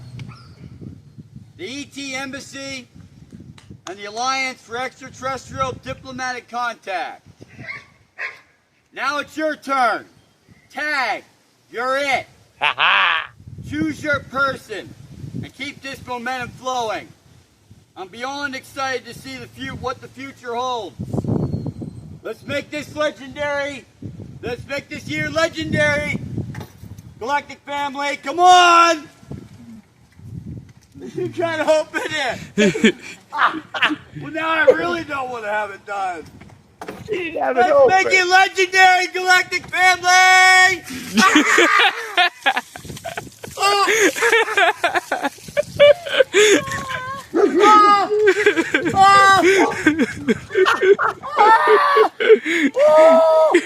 Okay, you can stop it. All right, so I did it. All right, everybody, just so you saw, I did it. All right. I told you guys that I was going to do it. I told you guys that I was going to do it, and I did it, all right? And, hey, I told you guys that was for a near and dear close to my heart. The ET Embassy and the Alliance for Diplomatic Extraterrestrial Contact. And you know what, guys? Tag. You're it. Pick your person. I want to see a video. Let's keep this going. Come on, guys. All right. Next up, we've got a video that was sent to me from Afghanistan, from Marines that were in Afghanistan. This would be, let me think. Oh, here it is, January, yeah. There we go. Big vertical streaks 2008. in the sky. Come on, we can record on this side. I have no idea what the hell they are. Santa, Yeah, night vision goggles on, look it up. unusual encounters, or whatever it is. Unusual sightings. Is that the main one over there? Yeah. They are in a 1151 or a 1151 up armored is what they're driving, and they have NVGs on, night vision goggles, looking up into the sky. This is Marines from 2008. That's cool. If I can get this damn thing open. There we go. Yes, they kind of open up shit. the lens, zoom in. How big is it? How big That's can you see crazy. now? That's Real crazy. bright. Man, that's weird. Let me Yeah. see your lighter. No, I don't have one. That's That's- weird, but I knew. Dude, look at it. Have you ever seen that? You see if there's NVGs yet? Come here and look at it. That guy. That's some weird shit. Look at it. Did you see it, Cheetah? Yeah, there's multiple. Yeah. They're all over the place. There's no lights in Iraq like that, people, all right? I would know. 2006 to 2007, I was there with the 130th Combat Engineer Battalion out of Hanau, Germany. And there's no lights like that in the sky in Iraq. But that's the main one. That's the brightest one. There's some I'll tell over you here. what it reminds me of, though, okay, people? All right, Galactic Family. See that right there? All right. I'll tell you what it reminds me of, though, okay? It reminds me of a spotlight. Okay, a spotlight, going up into the sky. However, we're talking about Iraq that are living in mud huts and don't have high-powered lights like this. And the Marine unit that's in the area has already scouted the area and doesn't know, and there's nothing on the ground. You see if there's EVGs yet? Come here and look at it. So what is that in the sky? That's some weird shit. Look at it. Did you see it, Cheetah? Yeah, there's multiple. They're all over the place. Wow. Look at that, guy. They're all over the place. But that's the main one. That's the brightest one. There's some over here. I don't know if it's the way the stars are shining. They're all over. No, I don't think so. That's You not also have right. a red haze over there, so. That's weird. What could it be? I don't want to know. Anybody know what that is? All right, so we're going to go with the second one here. We got another one coming up. The other one is... Let's not ram this thing. This is what this one is, okay? I just want to tell you, okay? It does have the subtitles. This is 2025, I believe it was January. UAP, tic-tac shaped UAP was, or a cylindrical tic-tac UFO was seen off the coast of Ukraine in the water. They were flying a drone out there to see what it was. And now you're going to hear from the pilots of the drones in Ukrainian, but it's going to say at the bottom what they're saying. What do you mean? Holy. They don't know what it is because it's not moving. First. I'm telling you, it's a UFO. They look at that thing. It's just it's just a line, a cylindrical object. Can't see anything on the thermal. So there is no heat signature coming off of this aircraft, period. No thermal at all. In this thermal picture right now, and it's thermal, there's no heat around the object. It's completely black.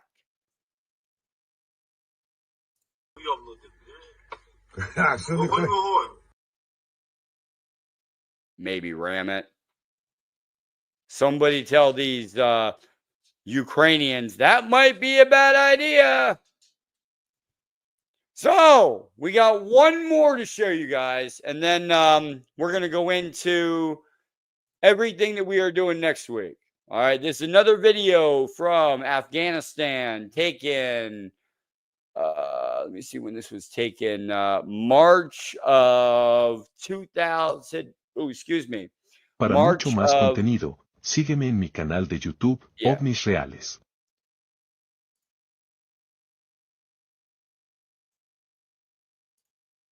it was taken March of 2023, I want to say, or 2022. But this was Afghanistan in March. Now, it's not doing anything out of the ordinary. This right here, what's the difference between the last video you just saw and this one? The last video you just saw did not have a heat signature around the object. Totally black. This object has a heat signature, meaning man-made UFO. This right here is a man-made UFO because we are on a thermal scope and it's giving off a heat signature. The last video I showed you guys on a thermal scope, UAPs do not give off a thermal signature.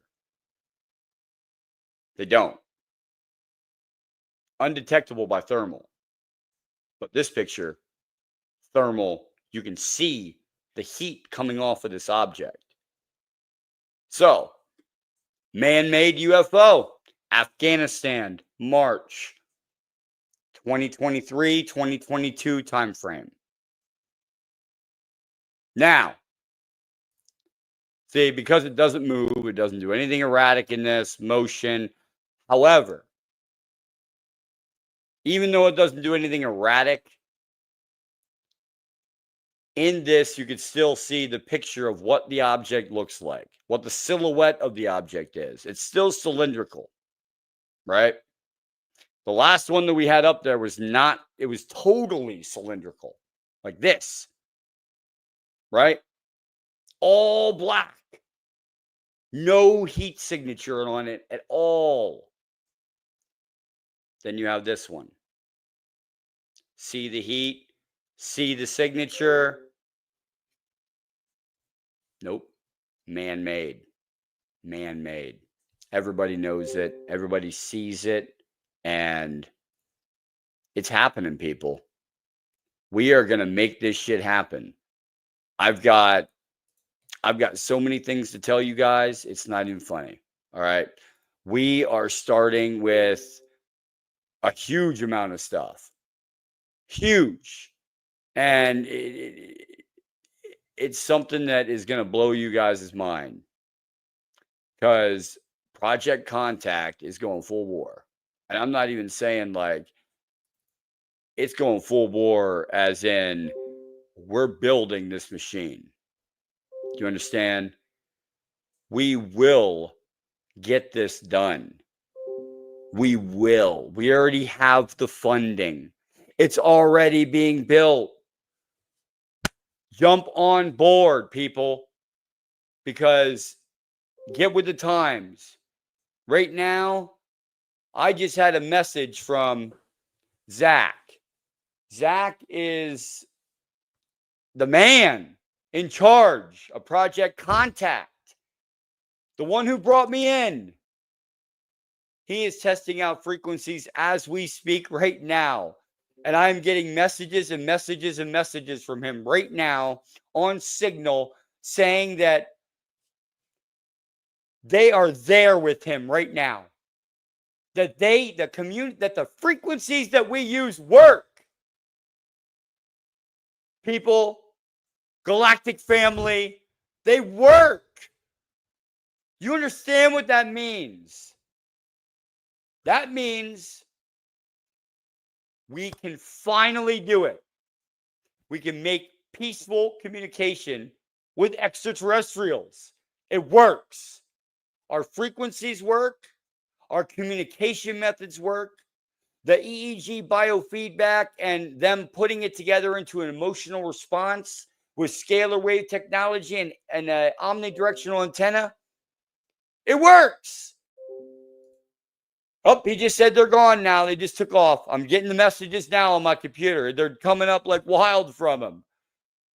We're testing out signals. The signals that we have work. What we're doing is we will build this machine. Okay? It's already actually being built as we speak. The machine's already being built. What we're doing is harmonizing biofeedback, EEG, hemisync method, magnetic entrainment, visual entrainment, doing everything at once, plus doing it in a blind, plus doing it in a triple blind setting. We're going to test out frequencies. Even though Zach got the frequencies to work and they're visiting him now, that's one. That's one frequency. We need to keep going. There's more than one. But we will start with that one that works. And from that one, we will make peaceful contact with another extraterrestrial race. And you guys, my family, my galactic family, will be there every step of the way. No matter what happens, we don't get anything. We proved the signal works that we use or the signals don't work. You're going to help me prove it. We're going to prove it together. All right? That's what we're going to do. You prove scientific rigor together. It's going to be live on location the 17th. Galactic family, I cannot wait to see you there. I really can. 17th, we're getting it on. We're going out to the field testing, everything. The HEMAs thing, the visual entrainment and the magnetic entrainment, brain entrainment, we are doing all three. I'm the one going under, doing CE5 to connect. We're having a scientist, Andrew, will not say his last name yet. I'll just say Andrew. I don't know if I have permission yet to. He's a third party that will be evaluating us from a third party view, outside view. We need outside evaluation, and that's what we're doing. I am the lead scientific research officer for the field. I'm going to make sure this shit goes smoothly in the field with research. Easiest way to do it, third party evaluation. I'm not going to evaluate myself.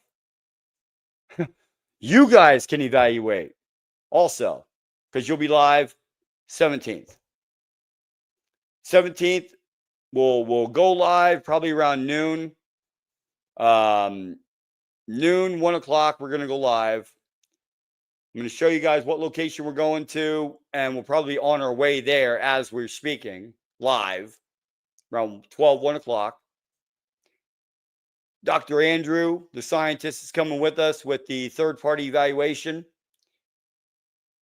He will speak to you then, and he'll tell you exactly what he sees and exactly how Project Contact conducts an investigation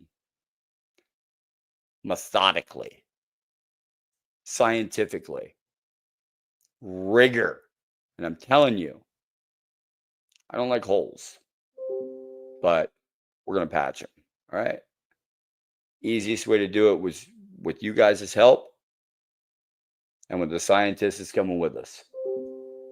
Galactic family, as always, from my heart, I love you guys. You guys have been here the whole way through this huge, huge following that we're getting. And believe me, with the high resolution HD cameras, the night vision, the flares, the EMF, the high powered omnidirectional antenna with the high powered generator, with the high powered signal generator that I have, with the scalar wave technology, with the, it's going to be a wrap. Okay. I'm just going to tell you that. Either we're going to be able to make contact on the 17th, or we're going to prove that some signals attract them, the UAPs, or some signals do not. But you guys will be there with me. Galactic family, as always, please, please, please hit that like button. Share this. We need to spread this message. If we don't, our species is done. You think we're going to be around for another 100,000 years with the way this planet's going? I'm sorry. I'm sorry. We ain't. And it needs to change somewhere.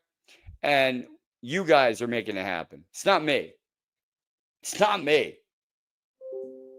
It's you guys. I love you guys. Galactic family, have a great night. And as always, everybody here has a great respect for you. Love, honor, respect. That's what we go by here. No bias, no BS, no nothing. We love everyone here. There's no problems. There's no issues. We humans, you know that. We're all one species, born here on Earth. But we need to spread that peace, spread that love and that understanding, and spread it quick. I'd like this to be a community where everyone feels welcomed. Everyone. It doesn't matter. We can have our differences. But in the end, I will always tell you guys the truth. Always show you the truth. If I don't have the answer or I don't know, I don't know. But you know what? If I do know, or if it's live and you see it yourself, hey, come on, guys.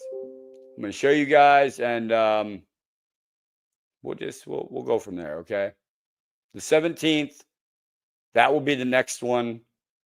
We will not have any podcasts on Wednesday of next week, and we will not have any podcasts on this Saturday. I'm devoting all of my time to getting the equipment that I have here ready for the 17th Field Investigation Live event, so that I can put as much work and as much content and as much effort into making this for you the most exciting live you've ever seen. And even if it's not exciting, you guys went on the journey with us. And we proved certain things work and certain things do not. That's still scientific evidence. And we build from there and we continue.